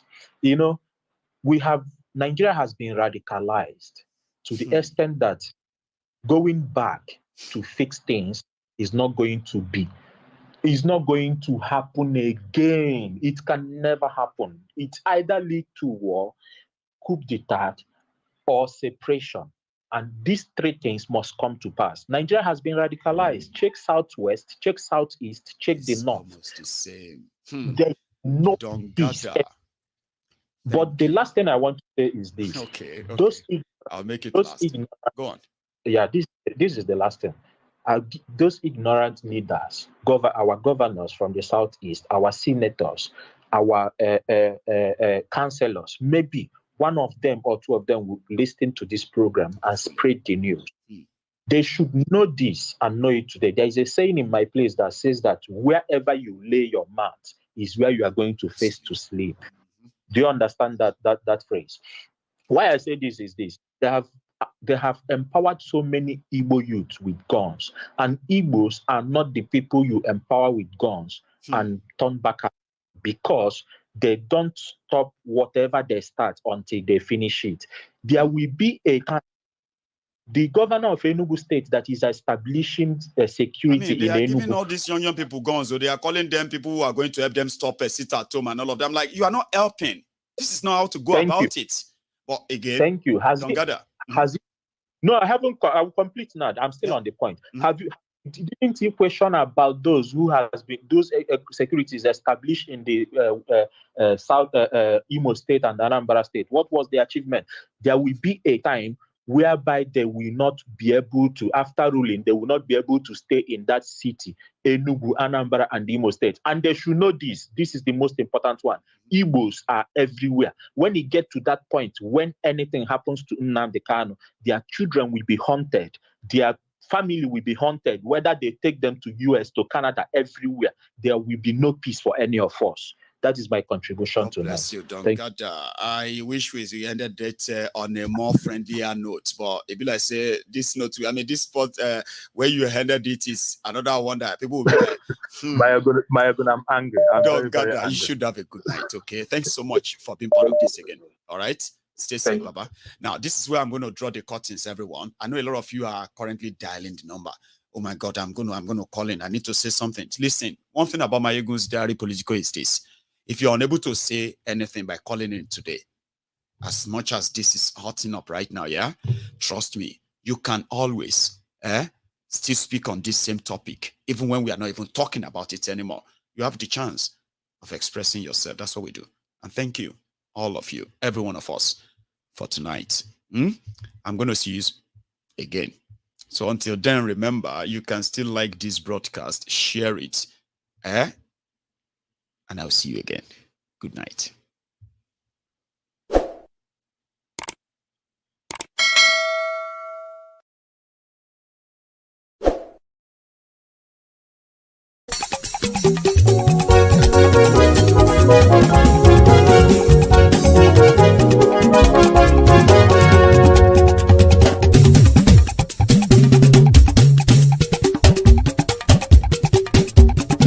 Maiyegun làwa mọ̀ làmọ̀ tó dòdòdò. MaiyegunDiary, Nayibi #1. Maiyegun làwa mọ̀ làmọ̀ tó dòdòdò. MaiyegunDiary, Nayibi #1. Maiyegun ti dé o, ọ̀rẹ́ ará ìlú. MaiyegunDiary, Nayibi #1. Lórí Facebook, lórí YouTube. MaiyegunDiary, Nayibi #1. Gbogbo bó ṣe ń lọ ni Maiyegun já wa sí. MaiyegunDiary, Nayibi #1. Àṣírí ọ̀jẹ̀lú kì í bò níbẹ̀ o. MaiyegunDiary, Nayibi #1. Bó bá ṣe eré, àní Maiyegun máa wí. MaiyegunDiary, Nayibi #1. Ó sì tún ṣe eré, wàá gbọ́ ni